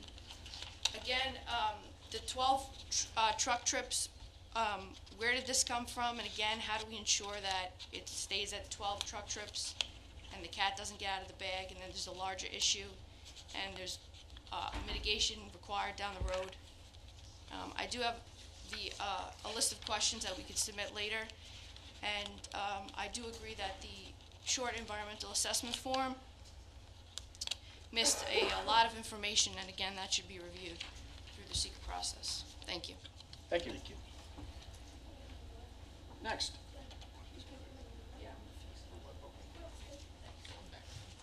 Eve, I'm going to digress for a second, because it was only a couple of years ago that you were standing in Ms. Hartnagel's shoes, but not for the same group, though, I don't think. Who did you work for originally? North Fork Environmental Council. Welcome. Do you swear the testimony you're about to give will be the truth, the whole truth, and nothing but the truth, so help you God? I do. Thank you. Eve Kaplan. I'm also a member of the Northville Beach Civic. We also have the farm on Penny's Road and a homeowner.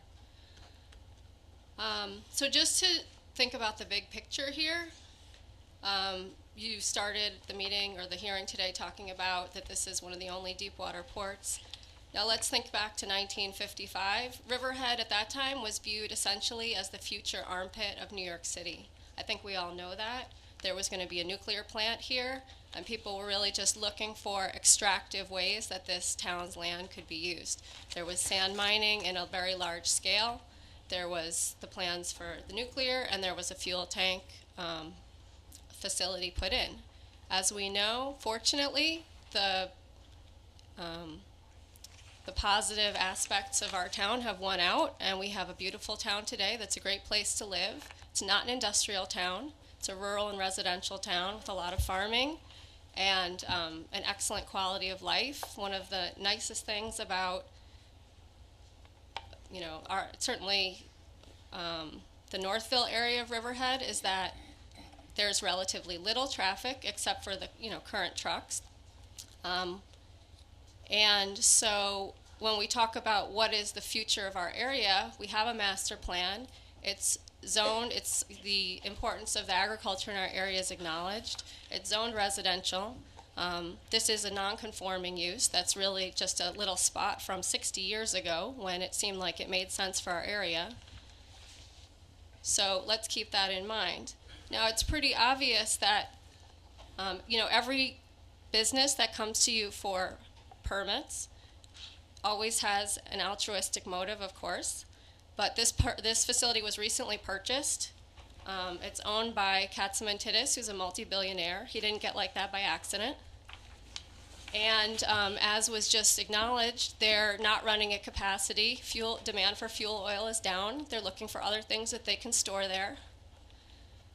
And they're looking into additional revenue options. So I don't think that there's any reason for this town board to fast track this project. I have heard rumors that there might have been personal invitations from Mr. Katsimantidis to the town board. I don't know if anyone attended any personal events of his family. No. No? Okay, good. I'm glad to hear that's just a rumor. Another bad rumor. That's it. Okay. Thanks for throwing it Happy out to there. hear it. I didn't start it. I'm not that creative. So, definitely we're all concerned about traffic. We'd like to see a positive declaration. We'd like to see the long-form EAF. I don't know what they have in writing, but this was not a traffic study that was presented today. A traffic study would talk about what the baseline traffic is today, different days of the week, hours of the day. We'd like to see 24 hours, what's going on at night, what's going on weekends. My personal sense is that there are certain days of the week, for example, Sunday, where there's almost no truck traffic currently. That could change significantly. And we'd certainly like to see what this 12 trucks per day is based on. What are those calculations based on?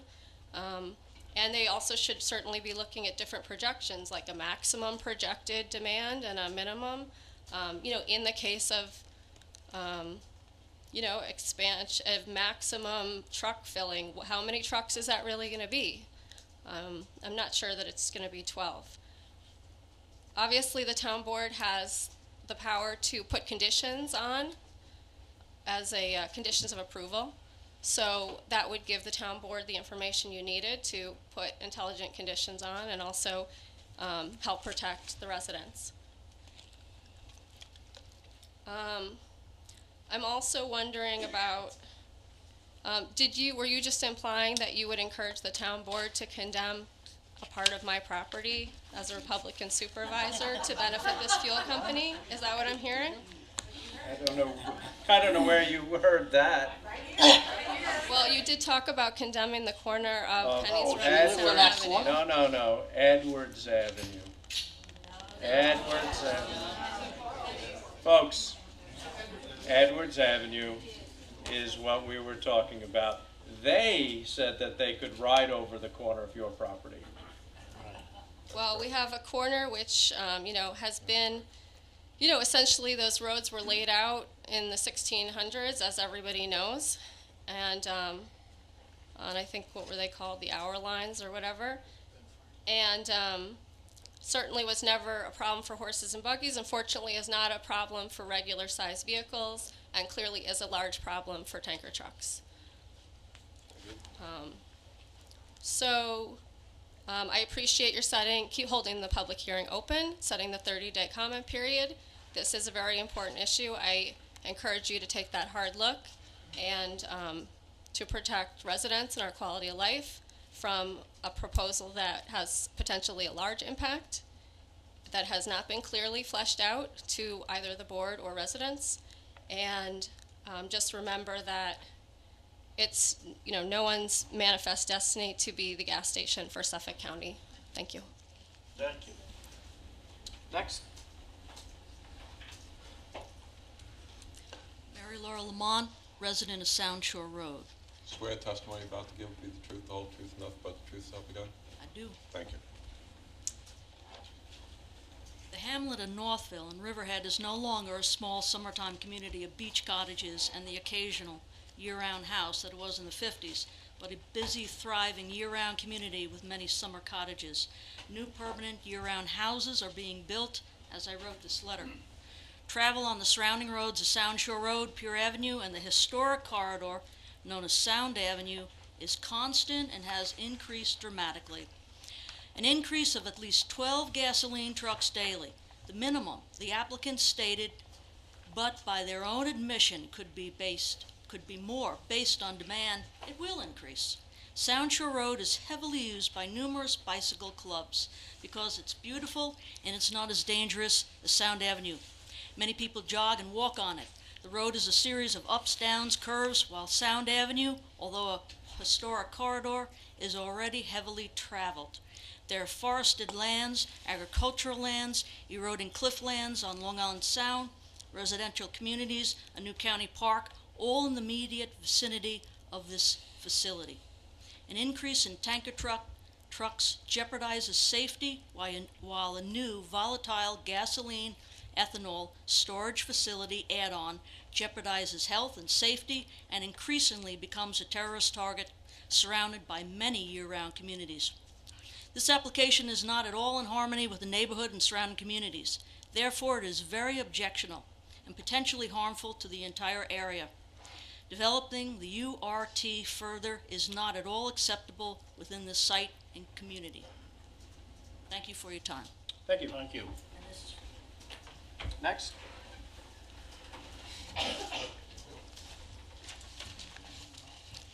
Good evening.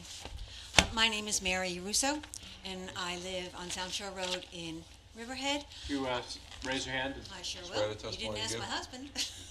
We missed him? You did? Uh-oh. Swear the testimony Oh, you we give did. the truth, Where'd he the go? whole truth, nothing but the truth. Yes, they did. Yeah, everyone. Okay. I do. You swear. Carol? I have a question for Sarah Oral about the traffic light, and then I would like to read a statement from a member of our community. Okay. My question for Sarah was the location of the traffic light that has been proposed on Pennies and Sound Avenue. It would seem to me that if the truck is making a right-hand turn, it would need to go in the left lane, as she clearly stated. But if there's a traffic light there and a car is stopped at the traffic light, how does the truck maneuver its way around? I'm questioning where the location of the traffic light would be. Okay, now I would like to read a statement to you from Dr. Eric Lamont, who lives in Northville. United Riverhead's terminal application must be denied because the proposed project will have a negative impact on the harmony of the community and is therefore an objectionable project. URT's proposed project will have negative impacts on public safety because Sound Avenue cannot withstand any increase in gas truck traffic. Already, Sound Avenue is congested and dangerous. Increased gas traffic will have significant negative impacts on this historic corridor. Sound Shore Road cannot withstand any increase in gas truck traffic. The road curves up and down the Harbor Hill moraine and is frequently included in bicycle tours and is a favorite road for joggers and walkers. Increased gas traffic on Sound Shore Road will have negative impacts on public safety. United Riverhead Terminal's application must be denied. Submitted by Dr. Lamont. Thank you. You're good. Thank you. Next. Patricia Holland, Northville. Ms. Holland, do you swear the testimony that you're about to give will be the truth, the whole truth, and nothing but the truth, so help you God? Yes, I do. Thank you. I have a question. I understand all these trucks coming to get gasoline. How is the gasoline getting to the tanks to begin with? I know that the oil, heating oil, comes in on the barges and comes under the tanks. Where does this come from? Are they going to bring it in that way too? Do we have an answer? I assume they're going to barge it, but they're going to answer that question when everybody's done asking questions. And they can't use the same pipeline that they have now because you can't mix the oil and the gas, so there must be more pipes going to be laid out in the Sound. Well, they did have gas stations, it You might be think? late there now. They're going to answer those questions. I don't want to testify for them. Okay, thank you. Thank you. Next. Is it a different? He's very sworn in. Is it different? Very Because we're sworn not in. going to go through Yes, two it's, and okay. it's summary.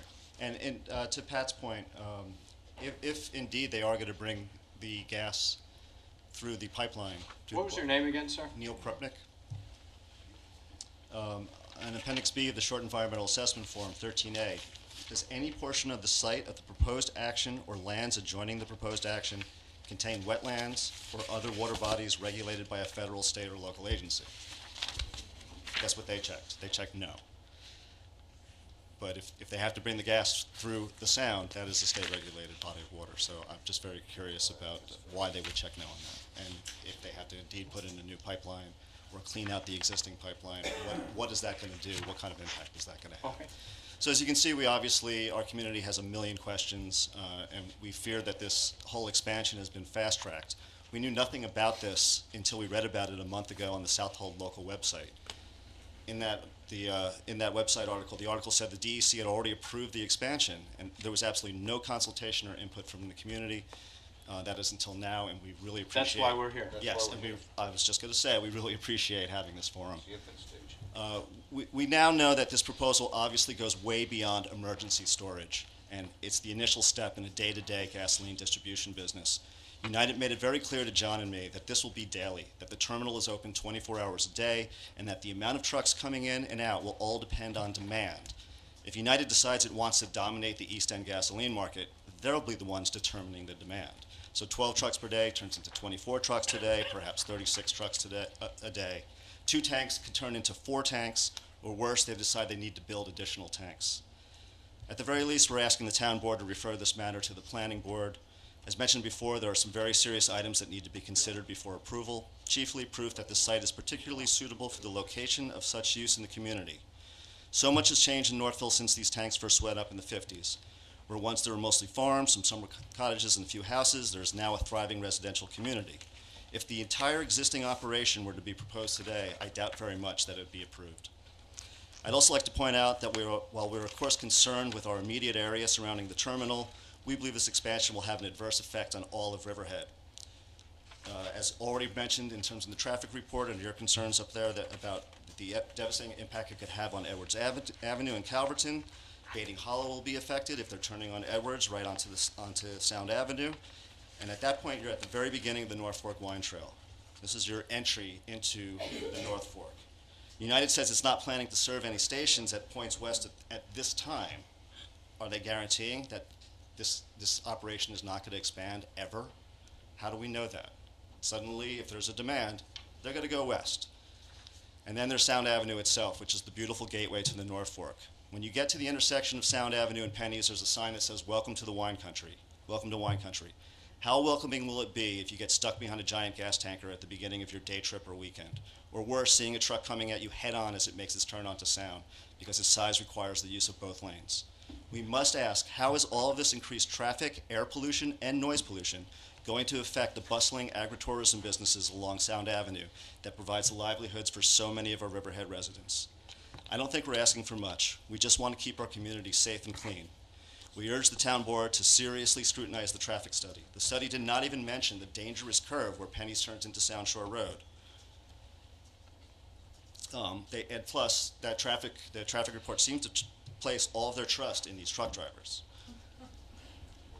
We also urge that there be an engineering study, a safety study, and an environmental study before allowing this expansion to proceed.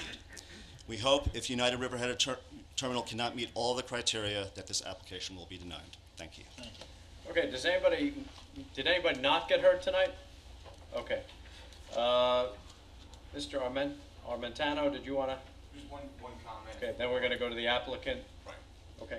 For the point of order of the next public meeting, I know we agreed on a 30-day period of time. Well, I think my preference, and I hopefully the board agrees, that we'll close the public comment portion in this format, leave it open for written comment. I'm thinking 60 days, and then we'll probably take it up at work session, which are open, pretty much open forums. We let people speak at work session, They get published, we meet every Thursday, they get published a day or two before Thursday, so that if you check the website, obviously it's tough for an attorney because we don't publish a week or two in advance, but we'll put them on the website, and because we're going to need to have some work sessions together to deal with this.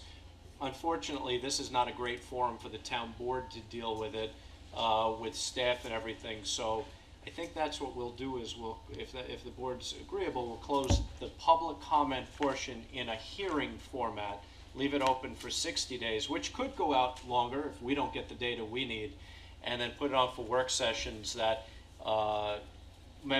if you come to the work session and you want to speak, we're pretty open to letting you speak.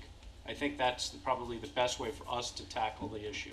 Understood. I had a conversation briefly with the applicant's representative that he had agreed to December 2nd for the extension of the public comment period. Oh, I Not think closing it down. I think in 60 days is probably going to be. I think leaving it open so that the public has a chance to respond to all of the documents that they will be submitting over the next 30 to 60 days. But you understand, if you leave it open, then every town board meeting that we have, the first thing we do is open this hearing. Yep. I don't think that's an appropriate way to handle it. I think that the folks can come to a work session, as we always do, and allow them to speak and digest the information with the town board in a slightly more comfortable setting than sitting at the dais like this, because Right, we but it don't have won't the be- ability to have our staff respond back and forth. Right, but their comments won't be on the record. I don't know why you have to have it open. I mean, I don't know your point of order here, but my understanding would be you would adjourn this until December 2nd, and that's the next time it's on your agenda as a public We meeting. would usually we close the public comment portion. We've never done what the councilwoman is suggesting. We've closed the public comment portion of the hearing, leave it open for written comment, and during that time period, we would take it up in work session that we publish every week. We have an agenda every week, and that's the opportunity for the town board to interact with staff members, planning consultants, members of the public to try to work out these issues. This is not a good forum for us to try to work with staff, work with community members, I mean, that's how we normally handle it. That's how the planning board handles it. That would be my recommendation to the town board, because otherwise, to keep it open, the residents are all gonna have to keep coming out on the evenings. The public, it's gonna keep getting opened whatever date we select, and this is not a good format for us to conduct business, unfortunately. Well, I just have one question. If we did what you suggest, would that go in the public record? Will that be, part of this Yeah, hearing? because it would be Then open. we would have to Yes. hire someone Right. to The only go thing. into our work sessions and take Well, those comments out and put them into this public The hearing. documents would be, we could record them if we chose to. That's what I'm saying. Well, we do I still record want them. everything on record. If we do this at every work session, it's gonna be hard for people a stenographer to take it out of there. We'll have to submit, correct, Diane, every work session tapes? And Well- she'd have to go through them and take that portion out and Okay. put them into the public record.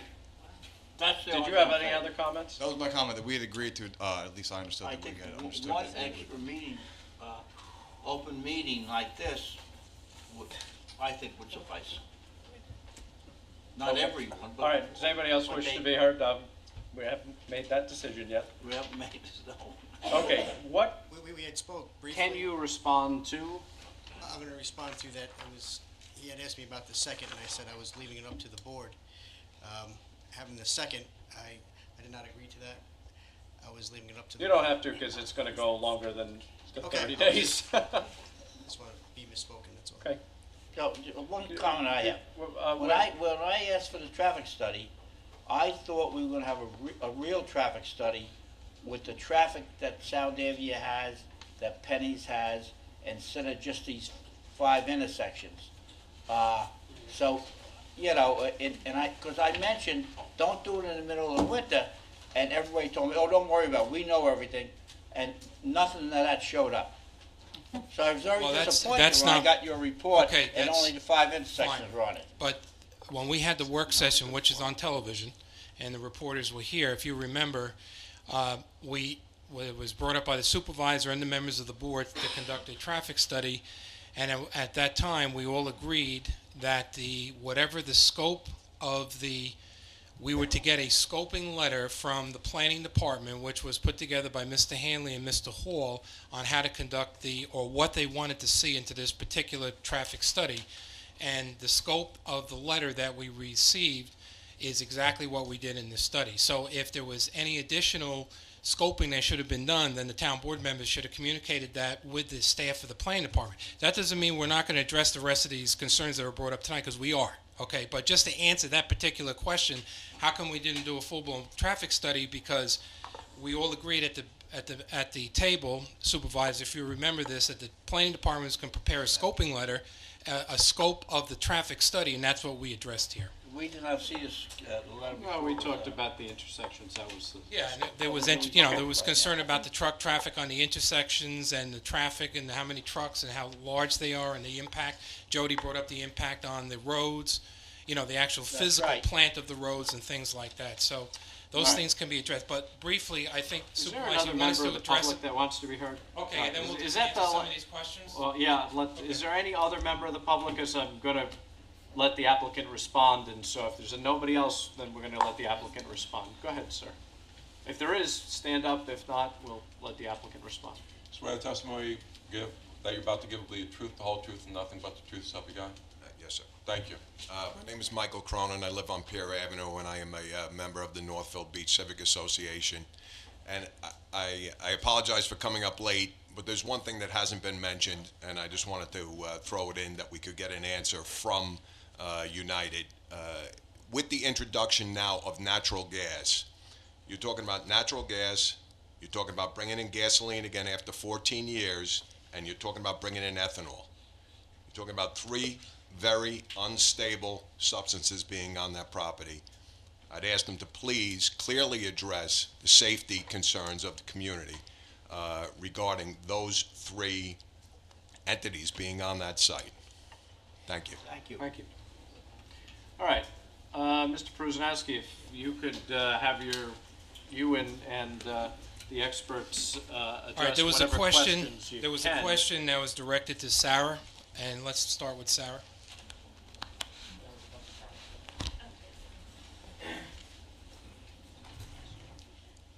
It seemed that most of the questions were about the traffic light and the content of the traffic study. As he just spoke, he said, we gave the planning board exactly what they asked for. There are many different types of traffic studies. This was not a traffic impact study. This was a turning safety study at the intersections that we were asked to study. As for the specific layout of the traffic light that we said could be one of the mitigating factors, one of the mitigating ways that traffic could come off of Penny's Road safely, it has not been designed yet. However, there are many design elements that can be implemented. You could have this stop bar for traffic on Sound Avenue recessed back from Penny's Road so that there will be a safe amount of traffic, a safe amount of clear space for the trucks to turn. And also you can position the poles accordingly as well. That obviously would be determined in the next phase. Once it is determined, yes, we will make a traffic signal. You then go through the design phase and you take everything into account. Also, the mitigating measures that we put forth in the report, not all of them were, I'll say popular, but what you have to do is you have to look for any possible way to mitigate. And it could be very unpopular, and then that doesn't get done. But you really do have to think of every way you could possibly mitigate the issue, and that's why things are listed, even if they are not what the residents would want. I think that answered all the traffic questions. Thank you. Generally, there was some questions about how the gas will be transported onto the property. What is our status with the DEC as far as the permit, what we're permitted to do on the site? And I'll turn that over to Scott to answer. I think what I would like to see is the applicant, no, I'd like to just say what I want to say. I think that it would be preferable to me is if the applicant answered all the questions and then came back on December 2nd with all the documentation and everything to support. Jody, we're definitely going to do that. This was Yeah. just the supervisor asking me tonight some questions that were posed by the audience tonight I for know us that that- we could address right away. But the more comprehensive, I know exactly what you want. You know, I Yeah. sat up there for 16 years. I know exactly what you want, and that's what you're going to get. Okay, we're going to address the concerns. I also got to get the minutes of the meeting, and I have to speak to some of the civic leaders who, you know, they were thoughtful enough to put all their thoughts in writing so we can get that data, take a look at it, and formulate a response, you know, which is what you want. And that's why it's going to be held open. And then all the backup What I was saying documentation. tonight was just some questions that they wanted to have answered tonight, or we don't have to do that. We can come back Then all the another time. backup documentation can be accessible to the public so that they can review it also, so that when we come back and we approach it again on December 2nd and we discuss. Well, we're going to turn it over to Town Hall. We'll give it to the planning department, and it'll be open documents, and we'll certainly provide it to people. Can you give me a second here, Vic? What I'm going to recommend, because this is a question of first impression, I'm going to ask for a motion to go into executive session for legal advice for just the question of how we handle taking of the information to make the decision as to how we're going to hold the public hearing open, whether we can do it in the work sessions, which are a typical format, or otherwise. I don't know why we would And it would be easier to handle it that way than shoot from the hip. And so, We've dealt with this before. here we go, we'll just shoot from the hip. Okay. You closed the public hearing. And then Well, you- no, I didn't close the we're public gonna- hearing. No, What I'm, not yet. what I'm suggesting is we seek advice of counsel, which would be prudent because we've not dealt with this question before of whether we can do this in a work session or a public session. So we get our ducks in order from a legal standpoint and then come back to the public and tell them exactly what. And I'm saying that if we close the public hearing tonight and documents come in and the public wants to speak on them and the 60-day period has passed, the public will not be afforded an opportunity to speak. The only way that they will be able That's to why we're correspond. asking for legal If I can advice as to finish. how to do it. How many more speakers do you have? We're done. We're answering questions. Okay. Well, that's what I'm saying. Let's go back to the format. You asked to answer the questions. Exactly. Let's stay with that. We're getting off, the Yeah, board's we're being getting off unprofessional the- here. yes. Okay, Let's can follow you- the direction. Can you answer? I just want to say for the record, on behalf of the applicant, we will do whatever is in the best interest of the town of Riverhead, where they've been a neighbor here since 1956. They support the community. They've done all the owners. I'm not just talking about the present ownership. So we're gonna do whatever is in the best interest of the community and the town of Riverhead to present our case, so that an intelligent and thoughtful decision, hopefully that'll benefit all parties. So we're open to that. We're not here to say we're trying to sneak it through, we're gonna cut the corners. When the traffic study was brought up, we didn't say, oh my God, we don't want to do a traffic study because you're gonna do a negative declaration here. We didn't say that. We said, okay, so tell us what you want in the traffic study, and the planning department was given the task of putting together a scoping letter or a scoping of the hearing of the study so that we could have something. We just can't. And some of the people here, that the attorneys and the people that in the environmental community, they know you don't say do a traffic study. You got to have parameters on what the traffic study is going to entail. Something that I think, John, you were talking about. So we did what we were asked to do, but that's not the end of it. This is only the beginning of the trail. So whatever you guys decide, we'll abide by the procedure. Okay, there were some other questions that could be answered. I'm going to take this over for the moment. There's some other questions that could be answered, such as the height of the pencil tanks. Do you have answers on those things? No, we didn't forget about the height. I was going to. Okay, let's bring up, did you take? I tried to take. Did you take, one question at a time, did you take notes on what we're looking, what the public's looking to have answered? 26 feet. Okay. Height. There were other questions, are you prepared to answer any of those other questions? Some of them I think we can. That's why I was going to turn to Scott on how is the gasoline going to get to the facility and what is our present permit status of the facility, which is regulated by the DEC. Okay, Scott?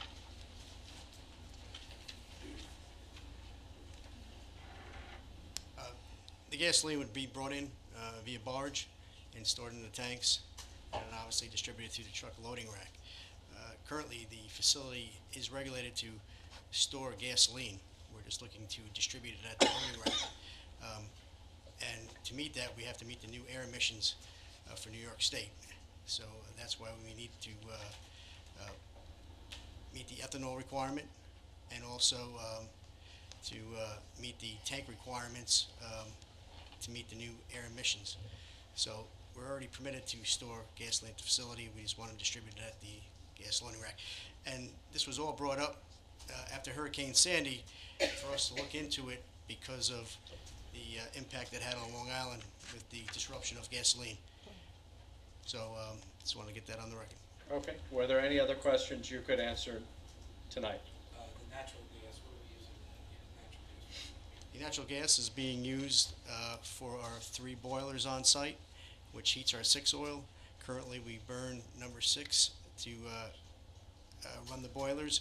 Currently, we are going to have those boilers run on natural gas, much cleaner burning fuel.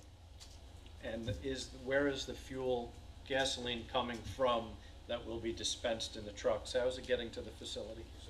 A barge. It's going to be via barge, and it could come from New York Harbor or whoever purchases it to bring it into the facility. And it's going to go through the existing fuel lines that are on it, I guess, sitting on the bed of the Long Island Sound? That is correct. We have procedures in place to make those cuts clean, where you have clean gasoline. And just to put it on the record, currently, the gasoline that goes to our competitor up island comes through the Sound as well into Port Jeff. So I think our location is ideal for barge unloading into the Riverhead Terminal. I think the question was there going to be any disturbance to the wetlands or to the marsh areas or to that in order to revitalize those lines for gasoline? Absolutely not. Okay. Were there any other questions that, okay. Go ahead. I'd like to make a motion that we go in an executive session to discuss this with our council about Legal leaving advice. the meeting open and how long we could do it. I So second that motion. All in favor? Aye. Opposed? Abstentions? Motion carries. We're going to take a 5-minute recess, go into executive session on this point of leaving it open and how we should do it so that we protect the record.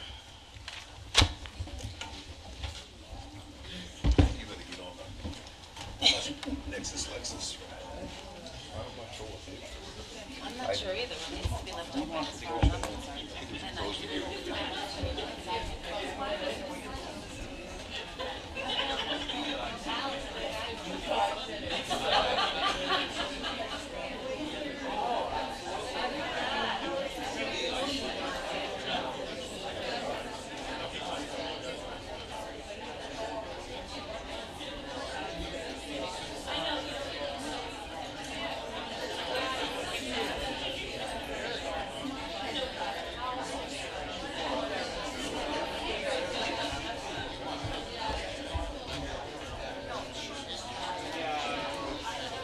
that we reconvene town board meeting. Second, all in favor? Aye. Aye, opposed, abstentions, motion carried. You didn't say anything, I guess you abstained. All right, so, actually, I have to, Diane, when can the transcript be done? I think someone's mad at me. Question. It's a long one, so I'll ask. She usually gets it within 10 to 12 days. 10 to 12 days, okay, so that is December 2nd. Okay, so Usually. because This is a long one. the applicant has a lot of questions to answer. We talked to our attorney to figure out what the best way to keep the record open, to preserve the record, and this is what we've come up with. We're going to hold the public hearing open until December 2nd. We want the applicant to get the record, because there's a lot of questions in the record that did not get answered. We would like the applicant to respond to all the questions in the written transcript, not the record, the written transcript, as well as the questions that were posed in writing to the town board. Obviously, some of them you may or may not be able to answer, but we'd like them addressed. Well, there's one I can't answer, and that was the invitation from the current owner of the, I never met the gentleman, so I don't know. Okay, All I so- know is he ran for mayor. Okay, so that's how we're gonna handle it. we're going to get you the transcript as soon as possible. Okay. We'll get you copies of the record. We're going to open it as the first I don't know what we have on December 2nd, so I Diane. don't think we have anything yet. Okay, let's not put too much on December 2nd. We'll reopen this on December 2nd. The goal, so everybody understands, is we'll probably, if everything works out, we will probably close it on the 2nd, but then for public comment, but leave it open for written comment for not less than 30 days. And we will deal, a lot of the issues will be dealt with at work session, because honestly, that's how the town board interacts with its employees and staff, and the public is always welcome, and I allow the public to speak. That's the problematic part for the record, but we will try to condense everything to writing, even in work session, so that we have a record. Okay, two things and one final thought. I will ask the town clerk, I especially want the prepared statements from the people in the audience that handed you statements tonight, because we definitely want to look at them. They're our neighbors, and their concerns very much matter. I want to say on behalf of the company, we have been at Riverhead, they have been partners here in Riverhead for a long time. We're going to do the right thing here. Of course, we want to have this proposal approved with conditions probably. That's the purpose of a special permit. Just to clear the record, the reason we did not put in a site plan application, it was my judgment, based on my experience, that it was way premature to put a application into the planning department for a site plan before we got through the special permit hearing, because things could change during the special permit. That's a whole nother procedure, and that's more to do with how we physically develop the site, and they can do, and we now have to have a public hearing there too, as you know, and that'll be addressed at that time. So what we want to do is we support the board on this. We're definitely going to answer the questions to the best of our ability. We'll probably reach out into the neighborhood, speaking to some of the people that talked to us tonight, and we'll see you in a couple of months. In the meantime, we might show up at a work session if you have some things you need from us. Okay, so everybody's clear. We're going to close the public comment period in abeyance until December 2nd. It will be put on, actually, December 2nd. You're adjourning, aren't you adjourning, Supervisor? I was going to say, just to be clear. You're instead of adjourning the carrying it public over hearing. From town board meeting to You want town me to board make a meeting, motion? what's being happened today is going to be a motion To adjourn the public hearing. not close the Victor, public hearing, hold on a but second. to adjourn the public hearing with an adjourn date to December 2, 2014, at which point in time it will be carried over. It'll be the first matter on the agenda as far as a public hearing on the December 2nd date. So Now I'm there will going to be a motion. jam it all back up, because that's a 2 o'clock meeting, and I think the folks probably don't want to see a 2 o'clock meeting. So, After yeah. this meeting, they may. Keep them up all night. Show of hands if you want a 2 o'clock or a 7 o'clock meeting. 2 o'clock, raise your hands. 7 o'clock, raise your hands. Okay, 7 boy. o'clock. So now we are, look at that, we're in a Oh, boy. democracy here. Now we're in December 16th. Merry Christmas to everybody. We're going to, December Bob, The motion? make the motion for December 16th. So what we're going to do is we're going to move to adjourn the public hearing to December 16th, 2014. That's the motion. That's the motion. What's the last meeting in November, and do they think that they could get the information back before then? Well, she said 12 days. It takes approximately 12 days to get the printed material. Okay, well, it's October 21st, so if they could do it It's to the 18th. mid-November It's or... not- 18th. It's not a lot of time. No. Okay, we got a motion on the floor. No, we can't, he November can't make a 18th, motion. You guys have to I- move. Can you You make can't that make a motion? motion. I can't make the I motion. make that motion. All right, is there a second on that motion? I'll second. This is for December 16th. December December 16th. 16th. We're fine with it. Moved and seconded. Vote please on that motion. Giglio. Yes. Gabrielson. Yes. Wooten. Yes. Dunleavy. Yes. Walter. Yes. Okay, folks, we'll see you on the 16th. Thank you very much. It's been a lively debate. Thank you. All right. We're going to open this for public comment on resolutions only. Does anybody wish to be heard on resolutions only? Sal, how you doing? Sal Mastropolo, Calverton. Two quick ones. Resolution 727. The public notice that's going in the paper, just fix the second line. There's 3 words repeated. Second line of what paragraph? Of the public notice. The last 2 words on the first line says to receive approximately, to receive approximately. Oh, okay. Just fix it before it goes in the paper. Okay. And 743. I have a question. In the first paragraph, paragraph 8, why are we saying 1 or 2 family dwellings? Why don't we say 1 or multiple family dwellings so you catch even 3 families and 4 families? Or are they? Because this is for residential and multifamily is considered commercial. So that would automatically go to the health department. So in other words, you're going to have to put out another public notice for commercials? No, commercial automatically goes to health department. Okay, thank you. That's it? Okay, anybody else wish to be heard on resolutions? Not seeing anybody, Diane, can we call the resolutions? And resolution 720. 2014 Gallatin Bocce Court project closure. So moved. Second. Moved and seconded, vote please. Giglio. Yes. Gabrielson. Yes. Wooten. Yes. Dunleavy. Yes. Walter. Yes. Resolution adopted. Resolution 721. General fund budget adjustment, so moved. And seconded? Moved and seconded, vote please. Giglio. Yes. Gabrielson. Yes. Wooten. Yes. Dunleavy. Yes. Walter. Yes. Resolution adopted. Resolution 722. General fund unemployment claims, budget adjustment, so moved. Seconded. Moved and seconded, vote please. Giglio. Yes. Gabrielson. Yes. Wooten. Yes. Dunleavy. Yes. Walter. Yes. Resolution adopted. Resolution 723. General fund budget adjustment, so moved. And seconded. Moved and seconded, vote please. Giglio. Yes. Gabrielson. Yes. Wooten.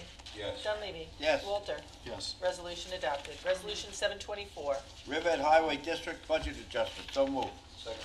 Moved and seconded, vote please. Giglio. Abstain, I don't know what this is for. Gabrielson. Yes. Wooten. Yes. Dunleavy. Yes. Walter. Yes, sorry, yes, yes. Resolution adopted. Resolution 725. The recreation program fund budget adjustment, so moved. And seconded? Moved and seconded, vote please. Giglio. Yes. Yes. Gabrielson. Wooten. Yes, yes. Dunleavy. Yes. Walter. Yes. Resolution adopted. Resolution 726. Authorizes budget modification to the 2013 Community Development Block Grant Program, so moved. Seconded. Moved and seconded, vote please. Giglio. Yes. Gabrielson. Yes. Wooten. Yes. Dunleavy. Yes. Walter. Yes. Resolution adopted. Resolution 727. Authorizes town clerk to publish and post notice for public hearing regarding U.S. HUD Community Development Block Grant CDBG 2015 funds, so moved. As amended? Yes. This is for, oh, yes. Yes, as amended. Thank you, John. And seconded. Moved and seconded, vote please. Giglio. Yes. Gabrielson. Yes. Wooten. Yes. Dunleavy. Yes. Walter. Yes. Resolution adopted. Resolution 728. Authorize the release of foundation permit security of Benedict Development Group LLC, Cromer Avenue, Route 25 LLC. So moved. Seconded? Moved and seconded, vote please. Giglio. Yes. Gabrielson. Yes. Wooten. Yes. Dunleavy. Yes. Walter. Yes. Resolution adopted. Resolution 729. Appoints an automotive equipment operator to sanitation department, so moved. And seconded? Moved and seconded, vote please. Did someone second it? Oh, I'm sorry. Second. Yeah, George did. Yeah, George did. I I'm not seconded it, I don't know what's going on down there, I'm but, sorry. come on, guys, I know Moved it's and late. seconded, vote please. Wake up. Giglio. Yes. Gabrielson. Yes. Wooten. Yes. Dunleavy. No. Walter. Yes. Resolution adopted. Resolution 730. Grant special use permit, petition of special permit of Lighthouse Yacht Club, so moved. Seconded. Moved and seconded, vote please. Giglio. Yes. Gabrielson. Yes. Wooten. Yes. Dunleavy. Yes. Walter. Yes. Resolution adopted. Resolution 731. Authorization to publish advertisement for auto and truck repairs for the town of Riverhead, so moved. And seconded. Moved and seconded, vote please. Giglio. Yes. Gabrielson. Yes. Wooten. Yes. Dunleavy. Yes. Walter. Yes. Resolution adopted. Resolution 732. Authorization to publish advertisement for printing for the town of Riverhead. So moved. Second. Moved and seconded, vote please. Giglio. Yes. Gabrielson. Yes. Wooten. Yes. Dunleavy. Yes. Walter. Yes. Resolution adopted. Resolution 733. Awards bid for work closed, so moved. And seconded. Moved and seconded, vote please. Giglio. Yes. Gabrielson. Yes. Wooten. Yes. Dunleavy. Yes. Walter. Yes. Resolution adopted. Resolution 734.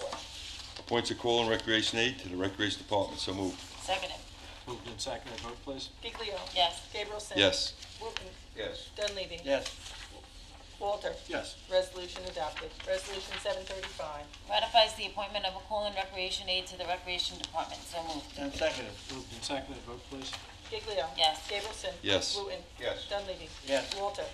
Yes. Resolution adopted. Resolution 736. Amends Resolution 628 and approves revised stipulation with day and night taxi limo services incorporated. So moved. Second. Moved and seconded, vote please. Giglio. Yes. Gabrielson. Yes. Wooten. Yes. Dunleavy. Yes. Walter. Yes. Resolution adopted. Resolution 737. Authorizes the reduction of the performance security of AJ's estate, first known as Christie Rose Estates, residential subdivision. So moved. And seconded? Moved and seconded, vote please. Giglio. Yes. Gabrielson. Yes. Wooten. Yes. Dunleavy. Yes. Walter. Yes. Resolution adopted. Resolution 738. Okay, we're gonna, Make a motion this be tabled? we gotta amend that to include EPCAL trails, am I correct? No, we did No, this- designated this- by resolution. Okay. Or be designated, so Yeah. we would do that Yeah. following it. Right. Okay. Adopts local law to amend chapter 48 entitled Beaches and Recreation Areas of the Code of the Town of Riverhead. So moved. Seconded. Moved and seconded, vote please. Giglio. Yes. Gabrielson. Yes. Wooten. Yes. Dunleavy. Yes. Walter. Yes. Resolution adopted. Resolution 739. I would like to table this resolution because I don't think that we've discussed it and gone over the Maryland, so I would like to table it. I second. So you made, is it a motion to Yeah, table I it? make a motion Yeah, to table it. I second. Table it. Okay. Well, I guess moved and seconded as to table, vote please. Giglio. Yes. Gabrielson. No. Wooten.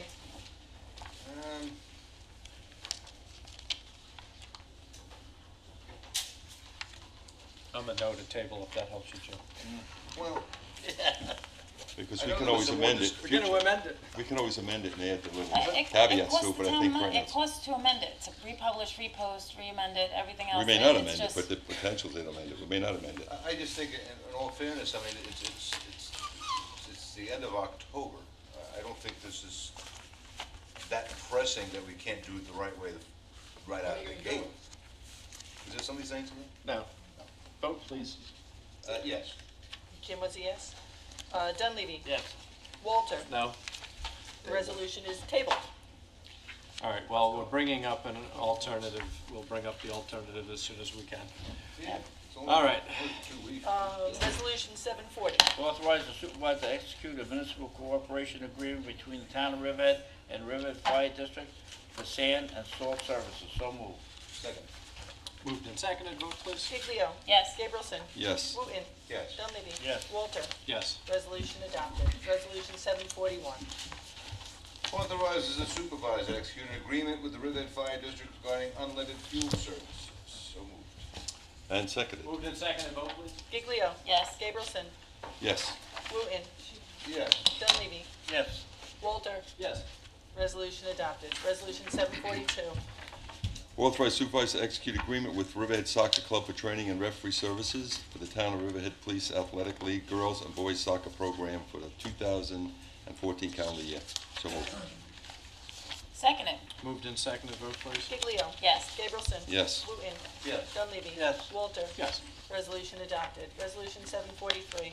Authorizes town clerk to publish and post a public notice to consider a local law to amend chapter 52 entitled Building Construction of the Riverhead Town Code. So moved. And seconded. Moved and seconded, vote please. Giglio. Yes. Gabrielson. Yes. Wooten. Yes. Dunleavy. Yes. Walter. I think they fixed the language. I'm gonna do a Jim Wooten, vote yes to the public hearing, and we'll see where it goes. Resolution adopted. Following your lead, Jim. Resolution 744. That's a first.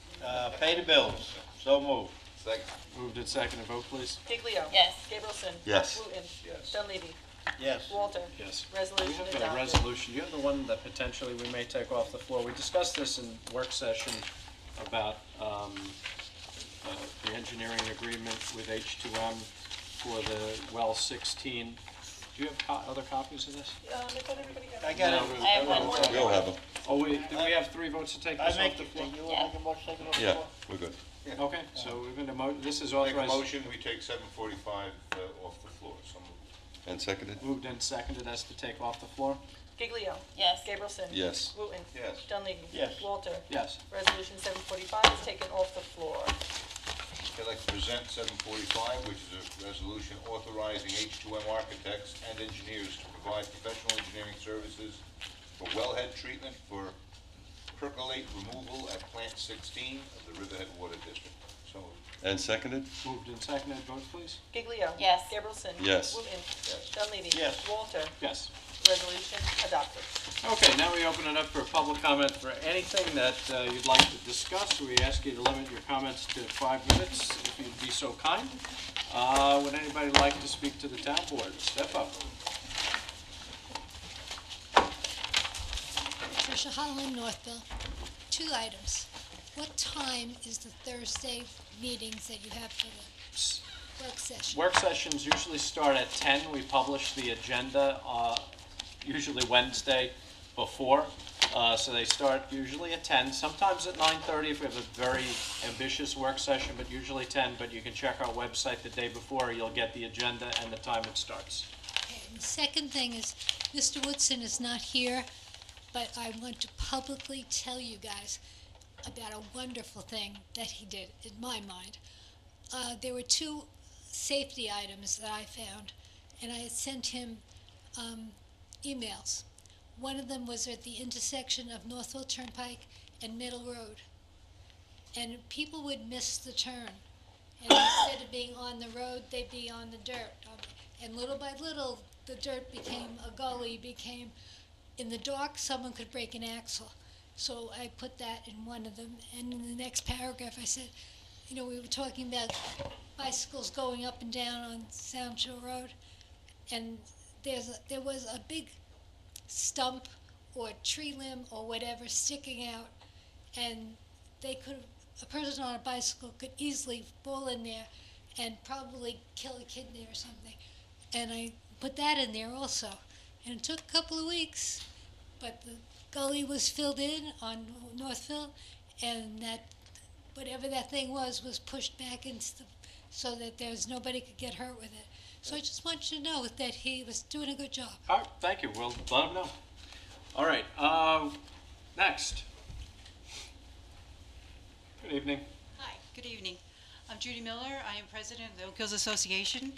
I'm here. First of all, I want to thank my fellow community members for attending this meeting. Unfortunately, a number of them had to leave. Raise your hand if you're from Oak Hills. Wow, there's quite a few of them here. Judy, you didn't know all your neighbors, did you? That's true. Well, I was sitting up here. They are here to show a united front in opposition to the letter that we received from the highway superintendent. I would also like to thank you, the board, for having us at your work session and discussing the situation in executive session as well. Together, I hope we can find a solution to this difficult problem. You understand our position that we discussed in our letter to all of you, so I don't need to go into those details at this time. Thanks again for your efforts, and just remember one thing, winter arrives very soon. Thank you. Thank you for coming, Judy. We are discussing this, I think, tomorrow. Jill? Thursday. Thursday. There we go. I usually go to bed at 9, so it feels like tomorrow already. I want it to be very brief. We are going to discuss it on Thursday. There's definitely a resolution on the horizon, is my feeling. So keep your fingers crossed, and we'll get there. Thank you. I appreciate your time. Thank you. Thank you very much. You're welcome. Thank you. Sal? Just a quick comment. Revenue in this town is a problem. Have we considered putting meters back? Parking meters? Yes. Port Jefferson has them. You can't park any place in Port Jeff without a meter. And I went to this town, Rockport in Massachusetts, and they have meters over the entire town that run from 9 in the morning till 6 at night. So after 6, you can park, so the restaurants aren't affected. 50 cents an hour, 3-hour maximum. Definitely something that is been talked about by the board, probably will get considered. Right now, we're trying to entice everybody in, you know, with the fancy downtown, and then we get them. Well, if you do consider it, the way it's- Port Jefferson has it is great, because you don't have to go for meters. The mini You meters. just go for that central That's what station. We were Yeah. looking into that, Sal. Yeah, it's- And I see a problem because I wanted to go to the theater a couple of weeks ago, and because of the exercise place now in the theater, there was no parking on the north side of Main Street. So, you have to think of parking. And now they want to put 19 apartments on top of the exercise at Woolworth Building. So we really have to think of something to alleviate the parking. We never had a parking problem, but now we're building up Main Street, and we're going to have a parking problem down there. Can't wait. Can't That's it. wait. Okay? All right, Sal. John Cullen. Real quick, on the traffic study that will be done for the United Terminal, will that be done in December or January on a I doubt Tuesday? it.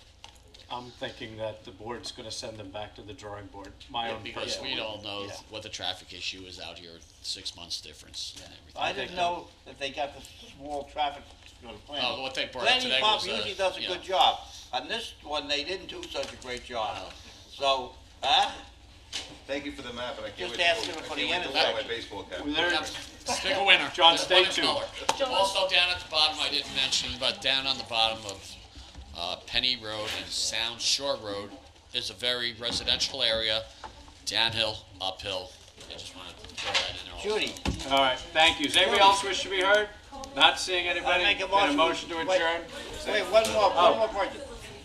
Everybody's leaving. That's it, everybody's leaving. Judy, can you come to my office? I want to get that phone. Diane, can you just step out? There's one more resident wanted to speak. Hi. I just have a question. Yes. My name is Irene Schillmeyer. I live on Breezy Point Road in Wading River. Your work session's on Thursday at 2 o'clock?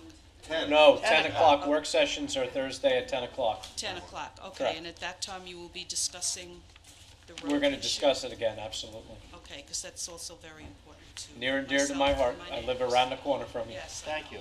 All right. Anybody else? Are you? Thank you. A motion to adjourn? John? Motion to adjourn. Second. All in favor? Aye.